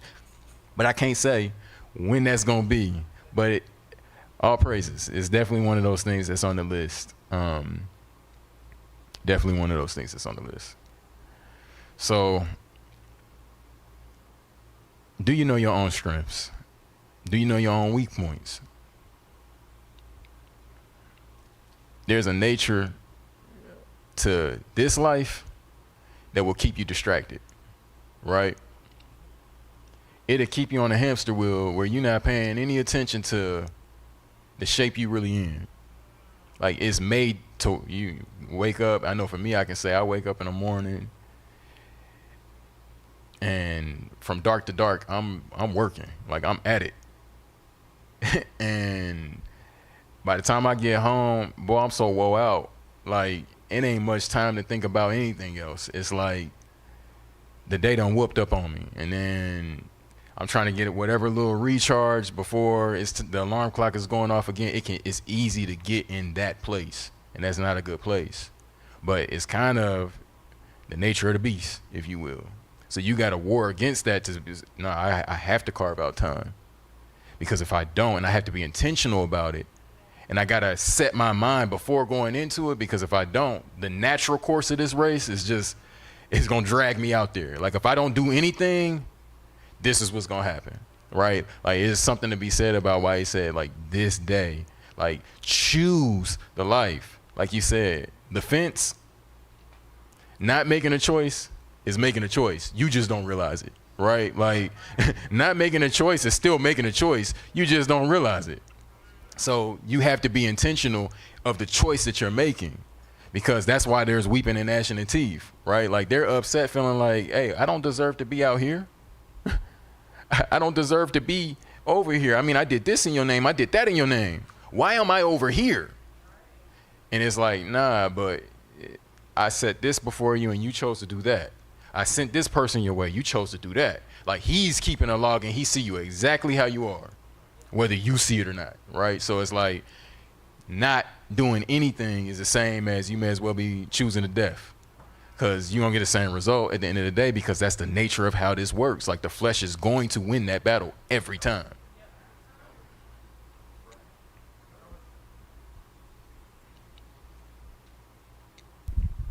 Now that you're speaking about sitting on the fence, that was the same thing that Abraham's brother did. When Abraham was about to be thrown in the fiery furnace, his brother stood before Nimrod, and Nimrod said, who are you going to choose to worship? And Abraham said, I'm worshiping my father. Now, his brother stated, well, whoever saves me is the one I'm going to worship. So what happened? As soon as he got in there, he was gone, fried to a crisp. So you got to make a decision. Absolutely. You can't stand on the fence. Absolutely. Absolutely. Like I said, keep in mind, it's your enemy's job to know this information if he wants to succeed in defeating you. He knows where you're strong and he knows where you're weak. It's his job to know that. I'm just imagining in my mind, like, this is my imagination. Like, you know how, like, the war generals, they come together and then it's like a big table or big round table when they having a meeting. What we gonna do? What we gonna do? And then they roll out like a big map or something, and they like pointing on the map and doing all it, like coming up with a strategy of how they gonna defeat their enemy. Like, it's like that. Like, okay, if this is where they strong, I'm not about to attack them over there. I'm gonna wait for an opportune time to get them over here. Like, so you gotta know where you strong and where you weak, because if you don't, like, it don't matter. They're watching. Like, enemy is watching. And then the flesh is, every time it's going to be in agreement. It's like, oh, yeah, come on. Come through. Like, every single time it's going to open up the doors and let the enemy in. Like, that's just the nature of the flesh. It is in agreement. So how much do you know you? And it might behoove you to say, well,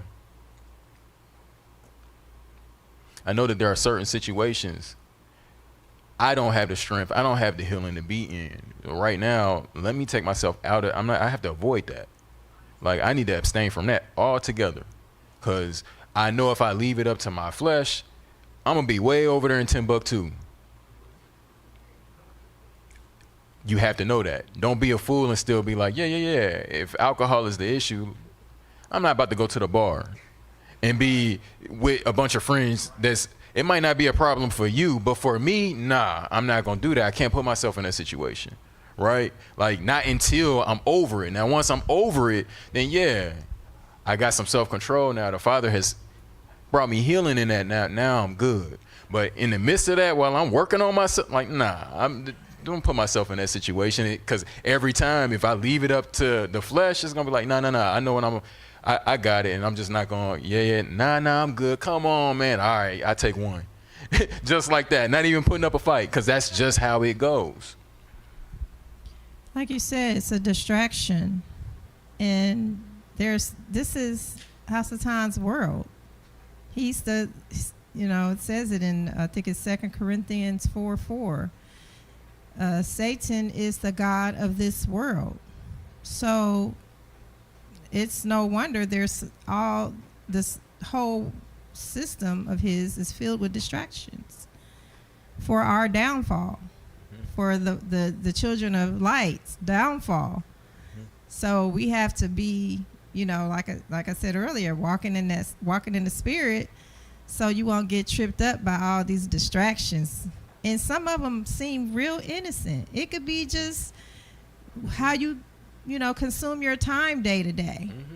Distractions that's keeping us away from Christ and fulfilling his will and doing what he wants us to do, so we can get strengthened in our spirit man.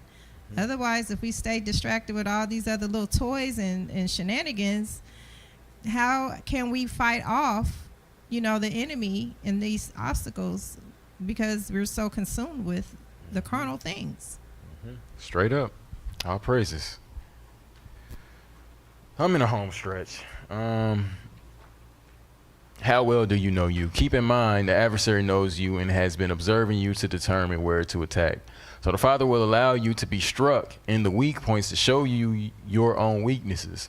So one part of this is to keep you humble, and another part of it is to reveal to you where you lack, so you understand that you need them. So this is what Shaul referred to when speaking of himself. So 2 Corinthians 12:1, he says, "To boast indeed is useless for me, for I go on to visions and revelations of Yahuwah. I know a man in Mashiach who 14 years ago, whether in the body I do not know, or whether out of the body I do not know, Elohim knows, such a one was caught up to the third Shamayim. And I know such a man, whether in the body or out of the body I do not know, Elohim knows, that he was caught up into paradise and heard unspeakable words, which it is not right for a man to speak. Of such a one I shall boast, but of myself I shall not boast, except in my weaknesses. For if I shall wish to boast, I shall not be a fool, for I shall speak the truth. But I refrain, lest anyone should think more of me than what he sees in me or hears of me, and to keep me from exalting myself because of the exceeding greatness of the revelations, a thorn in the flesh was given to me, a messenger of Hashatan to hit me, to keep me from exalting myself. Concerning this, I pleaded with the master 3 times to take it away from me. And he said to me, my favor is sufficient for you, for my power is perfected in weakness. Most gladly then, I shall rather boast in my weaknesses, so that the power of Mashiach rests on me. Therefore, I take pleasure in weaknesses, in insults, in needs, in persecutions, in distresses, for the sake of Mashiach. For when I am weak, then I am strong. Right? Sounded to me like one of his chinks was pride. Right? Sounds to me like one of his issues might be boasting. So knock you down a peg or two. Right? Might not be yours, but it's up to you to know what it is. Y'all can't see that. I know y'all can't see that. Don't even stress your eyes. Don't even worry. Don't even worry about it. Chink in one's the armor. Look, I'm looking on my screen and I can barely see it. We're going to get through it though. A chink in one's or a chink in your armor. The definition is a minor but very detrimental flaw or weakness, right? So a chink, it's not a big hole. It's like a little, hairline fracture. You can barely see it with the naked eye. Now it's holding together. I'm straight. And it's like, hit it the right way, and all of it is going to come falling apart, right?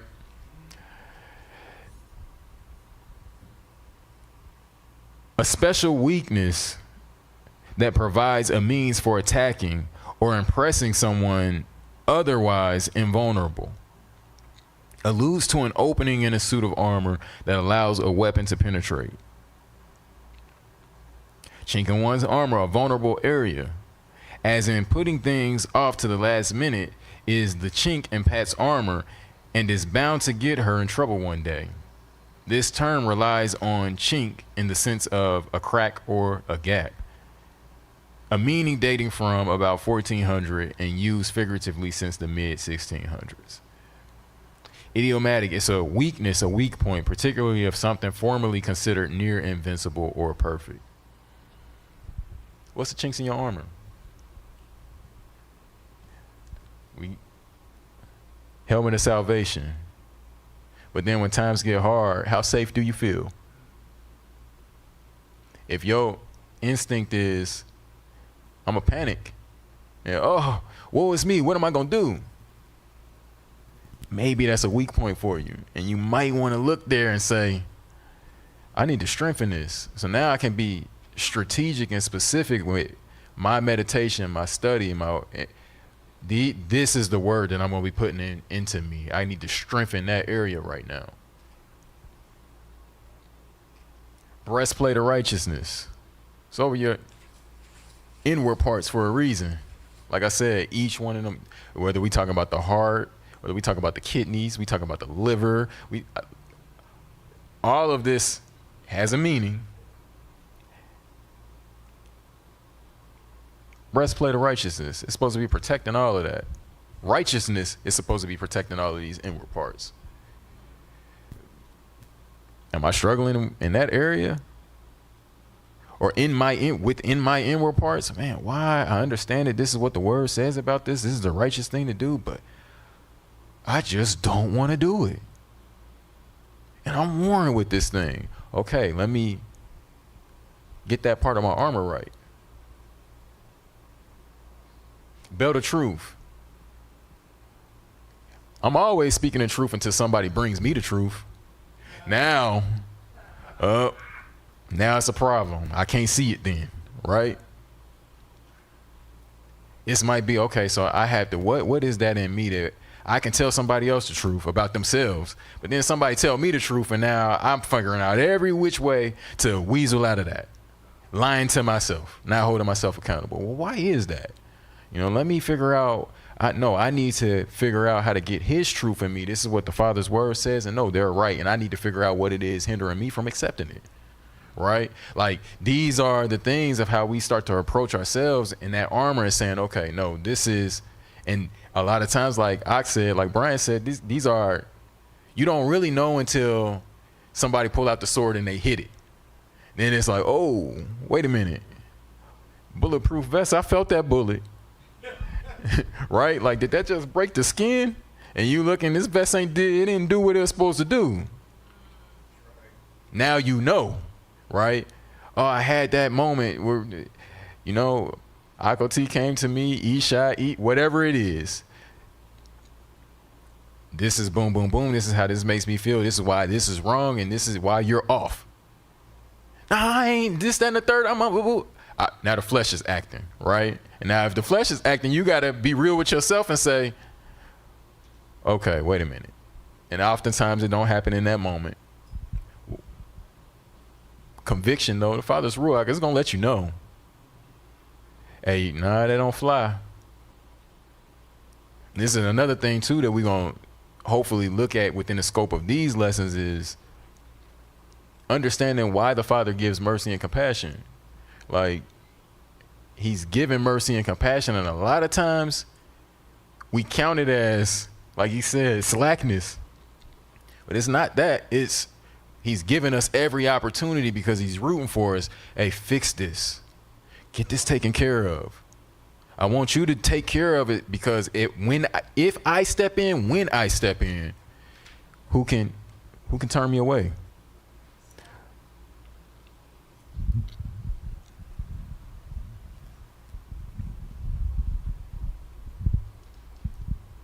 To that, sometimes I think that we don't know how to,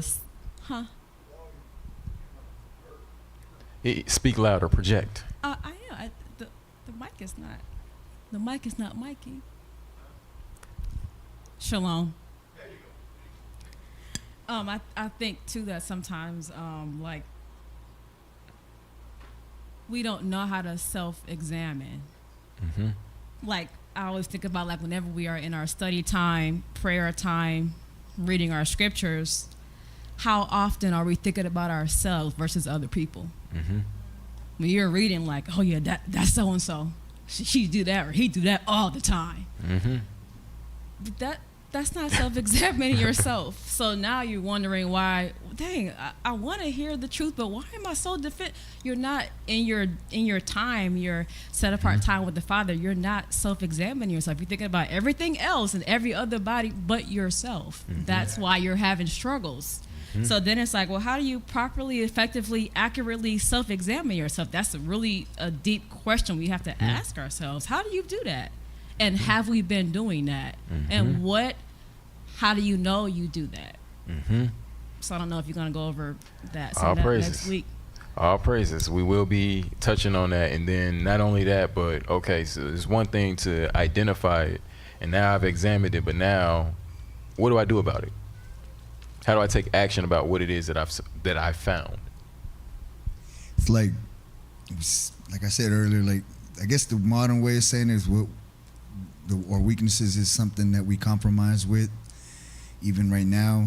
And then I guess the biblical way to say it is, and it's more scarier, it's like, what are the things you might be double-minded about? All praises. That's next week. All praises. That is next week. The double mind. Yeah, we got a good section on that. That's next week. All praises. All praises. So, all praises. Again, looking at this armor. Where am I lacking? You know, and each one of these things are necessary for the spirit to be able to thrive in you. Like, you got to be strong in these areas, because if you're not, like, you're going to have problems in spiritual matters. You're going to have issues, you know. All praises. So, I'm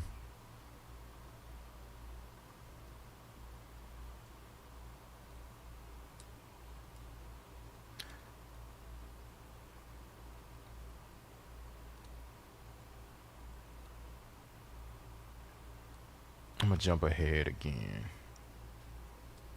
Jump past that. So, just some things for us to keep in mind as we go through the week. So here are some things for us to keep in mind as we go through this process together, but as individuals. So what are your weaknesses? Can your weaknesses really be a misuse or abuse of your strengths/gifts that the Father has given you to perform His will? Because a lot of times that's the thing, right? Like, it's something that the Father has given us, but inappropriately used, it becomes our greatest weakness, right? Are your weaknesses triggered by something unresolved in you? Like,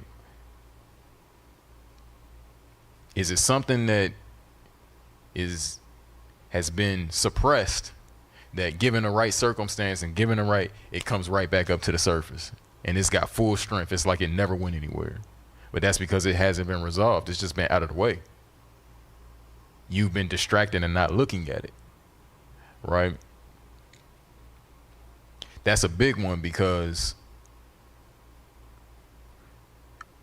those are the sorts of things that all the while they gain strength, and when they do come out, it's like in a major way, like in a detrimental a way that is really detrimental. You know what I mean? Like, they say, oh, this person snapped. And then it's like, well, he never gave us any signs of this, that, and the third, but then he went to the grocery store and shot it up. And it's like, how does that happen? Is oftentimes it's some things that should be getting dealt with that aren't getting dealt with, and then it continues to grow, and then the one thing that sets it off, it sets it all off, and it all pours out all at one time. So are they triggered by something that's unresolved in you? So this may cause things to manifest in one way, but really the root is found in something else, right? So sometimes you got to really look at the root of a thing, because the way that it might manifest, you know, this person has a bad attitude. They always going off about this, that, and the third. It's like you can't please them. But it's like maybe it's something deeper to that that's actually the root cause of why this person is disgruntled. You can give them what they asking for all you want to. That's not going to solve that problem. Like, there's something deeper that's inside that's being triggered that you got to figure out what it is if you want to be free from it. You know what I mean? And then what practical steps can you take towards healing previous jabs or breaches in the armor? Like, what can you do practically? What can you do? This is where it comes down to the application of his word in your life for your issues. What can I do to solve this? Right? And you got to be honest, and you got to be real with yourself 100%. Right? And then where do you need extra defense in your armor? Like I said, everybody's armor ain't the same. Some people need, look, I got these bad knees. I need a knee brace on when I go out here on this battlefield. My back hurt and I need to brace. Like, some of us just fine. No, I don't need that. That's only gonna slow me down. But what I do need is, man, my feet be hurting. I need some extra insoles. I need the good insoles in my shoes. Like, some of us, we all gonna need different things. But the goal is, you know, you can figure out what those things are for yourself, and then start to be intentional about where you lack and what you need to strengthen. Then in that process, also find out what your strengths are, because that's gonna help you. Like, okay, well, I know that I can't do. I know what my limitations are, but this I can do. So let me focus my attention over here when I got free time and I can be of service to somebody. No, I'm not going to put myself in that situation. That's not my thing, but this is what I do have to bring, right? So it's like you balancing it, but it takes, again, an intimate knowledge of you understanding who you are and how the Father made you. So,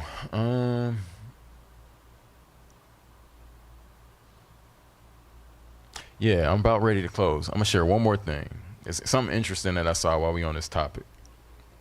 I saw a video of somebody who had been severely burned. And they got burned when they were a child, right? Like, it's like 3-4 years old. He's an adult now, and there are deformities that he has from being burned as a child.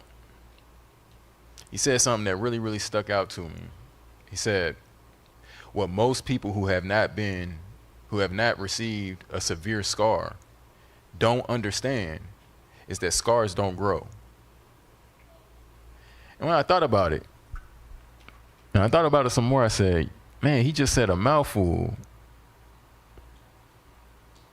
Scars don't grow. He said they stretch, but they don't grow. And he starts showing his body. He's like, you know, like his face is not even aligned properly, because at the time that the trauma occurred, he was a child. That skin, it stayed a child's size, which then prevented growth in other areas, right? So it really is something when we really examining ourselves and figuring out, okay, well, why am I doing the things that I'm doing? Like, what's unresolved? It might be some real healing, some healing from on high that might be needed. Like, from a natural sense, a scar might not be leaking anymore, but if it's severe enough, you might need some real interventions. Like he's showing on his arm, and even his arm is deformed and his hand is deformed.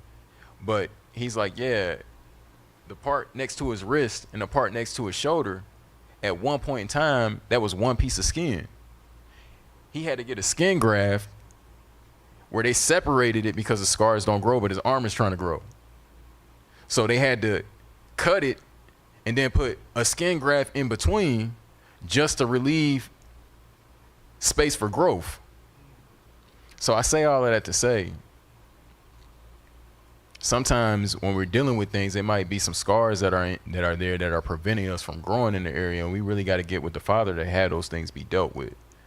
Well, what is the course of action? Like, it's not going to be that way for, I scrape my leg. You can heal and you'll get over that, right? And everybody doesn't have that level of serious trauma. But for those that do, like, you really got to take the time and look at it and say, okay, no, is there a reason why I move in some of the ways that I move? Is there some real scars that are there, some severe scars that are there that, and again, like he said at the beginning of it, a person who has not been severely wounded in that way, they might not even understand or know that. You know what I mean? Like, scars don't grow. To other burn victims, they all know that because they've all been burned. But to a normal person, you like, nah, I never really even gave it any thought. That tissue doesn't grow, and then it prevents growth in other areas, and it hinders you from growing, and now you're deformed, and you're trying to function, and you're trying to keep the pieces together, but you're doing the best you can. You know what I mean? So, like, I say all that to say that in this process, there is a level of honesty that you got to have with yourself. But for some cases, there is also a level of transparency that you got to have with yourself, knowing, okay, I was a victim in this situation, and I got to make the choice to say, even though there are scars here, what I need to do to receive some sort of healing or receive some sort of ability to at least function past this, instead of letting it dominate and rule in my life. You know what I mean? And that's something that only you're going to be able to answer for yourself. So again, I digress. I thought that was real interesting, and it says a whole lot, because what I don't want these sorts of lessons to be, especially with those who have been severely wounded or severely scarred, I don't want it to be a thing to where now you're looking at yourself and it's like, oh man, why can't I get this? And why can't I fix this? And why can't I, like, it might be something as simple as, no, there are some severe scars there that are preventing your growth. And now we got to take a different course of action than we would with a person who don't have these kind of scars. You know what I mean? Like, if you're just trying normal measures, that might not work for you because you got some severe scars here, but you got to be able to look in the mirror and know exactly what you're dealing with. So yeah, I say all of that to say, I'm gonna stop with this lesson today. The goal of it, like I said, was just a general overview. We all got 2 ways set before us, and now we're gonna start looking at, that's what's on the outside. You got 2 ways because it's gonna be presented before you, and then you got a will within you to function in both of these ways. Now we're going to deal with, all right, so now we know these 2 ways exist, inside and outside. How do we go forward to making the right choice to choose the side that's suitable for life? And that's where we're going. Yeah, I'm done.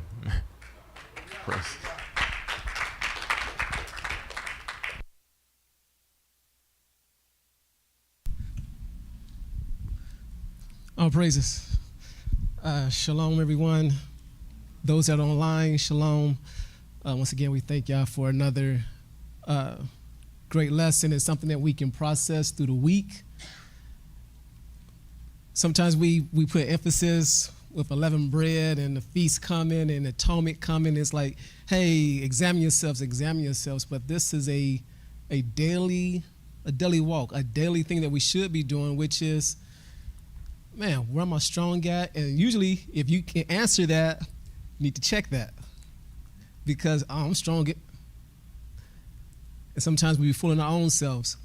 But let's just make sure what is your weakness? What do we struggle with? And be honest. It's not time to, what's a line weakness? But it's about, me. So once again, thank y'all. The difference between light darkness,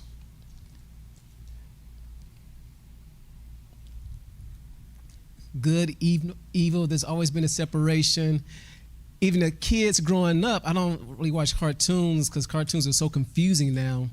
But growing up as kids, you didn't come to school and say, man, Megatron got messed up again.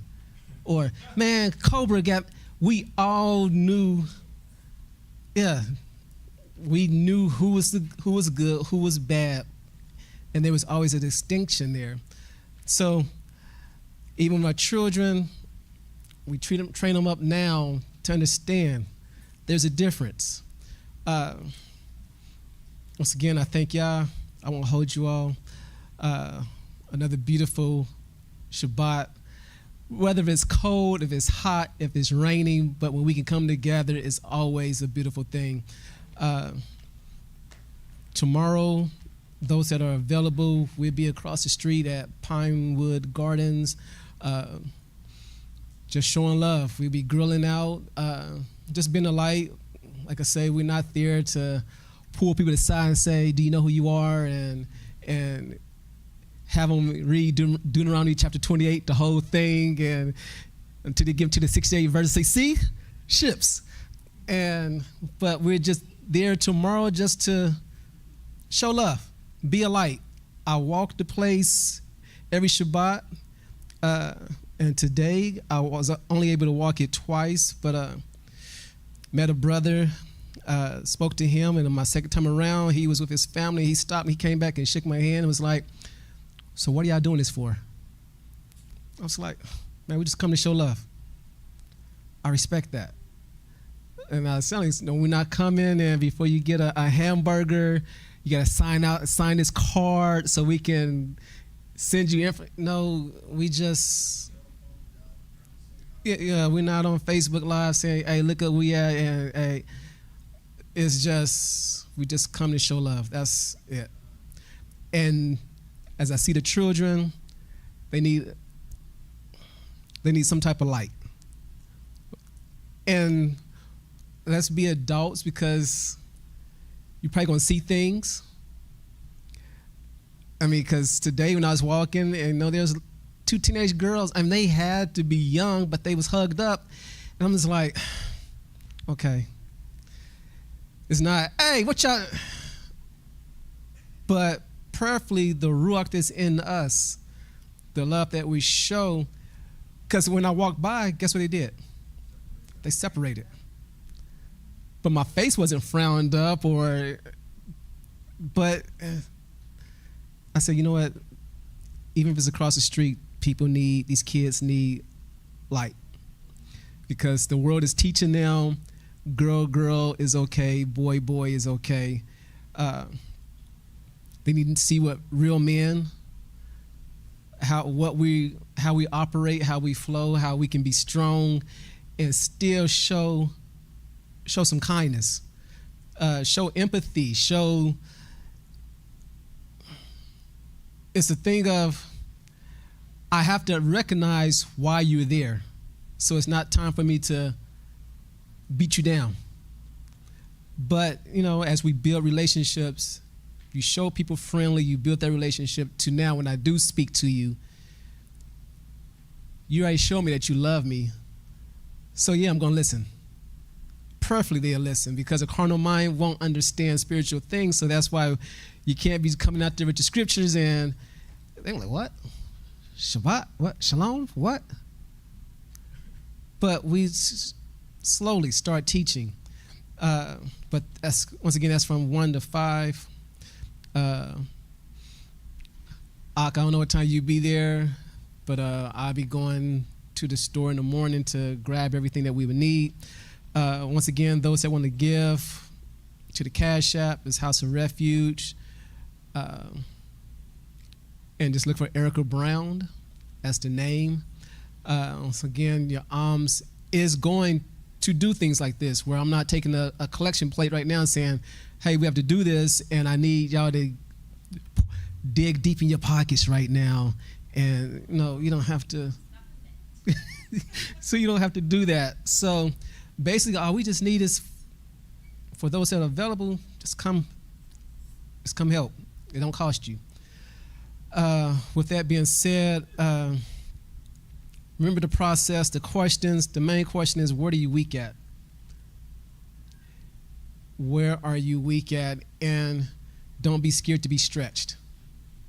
Sometimes to stretch your muscles, you got to start, and stretching is painful. I'm not going to lie. One thing I hate is stretching because it's an uncomfortable feeling, and sometimes you got to hold it. And I'll be like, all right, yep, I'm ready to go. But it's a process to stretching. And the stretching is to help build you. So, Father, if I'm weak in something, just give me a light stretch, not a heavy stretch, but to show me what I need to do. So with that being said, like I say again, those who are watching, may the Most High be with you. And let's continue to examine ourselves. So right now, we're giving the hands back to Ak. We have a meal downstairs. I'm going to try black olives and green olives, seasoned. Oh, pray, look, the Father's stretching me. I'm used to chickpeas now. So yeah, Most High is doing something even with me, changing me. So all praises. Back in the Ak.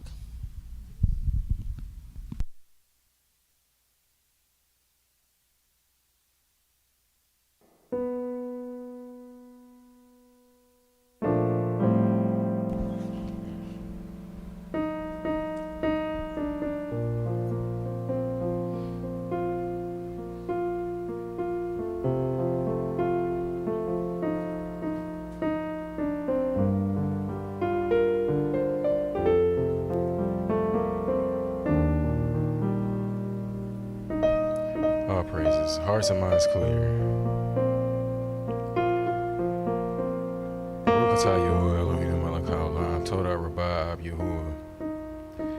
Thank you and praise you, Father, for another Shabbat, giving us another fellowship.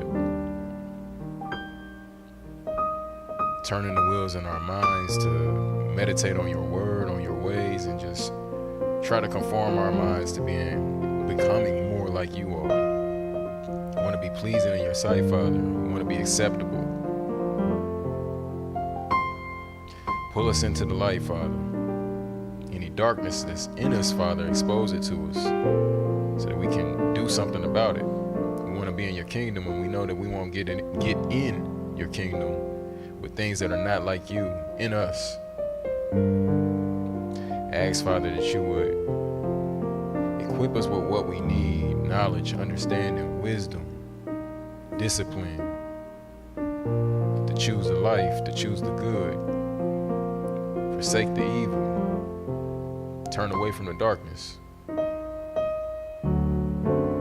Ask you, Father, to continue to show us how to gird up our loins, how to put on that spiritual armor. Show us where we're weak, where we have flaws, where we're fallible. Strengthen us in our strengths. Give us wisdom, the appropriate, necessary wisdom that we need to be able to use it and not abuse it. Give you so much thanks, honor, and esteem, Father, because your ways are righteous and pure, just. The consequence of being obedient to you is life and only life. Thank you for that. Pray that you will continue to correct us, chastise us, because we know that that's the evidence of your love.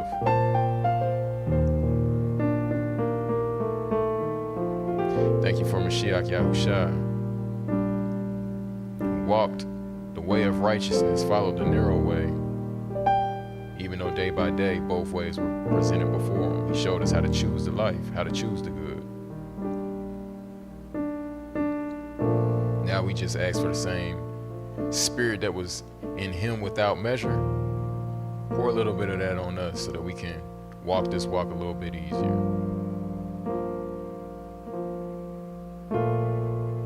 Pray Pray that you would bless the hands that prepared the meal today.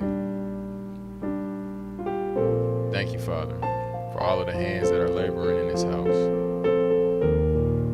Give you all thanks in the name of Mashiach Yahushua. Say hallel to you, Yahuwah.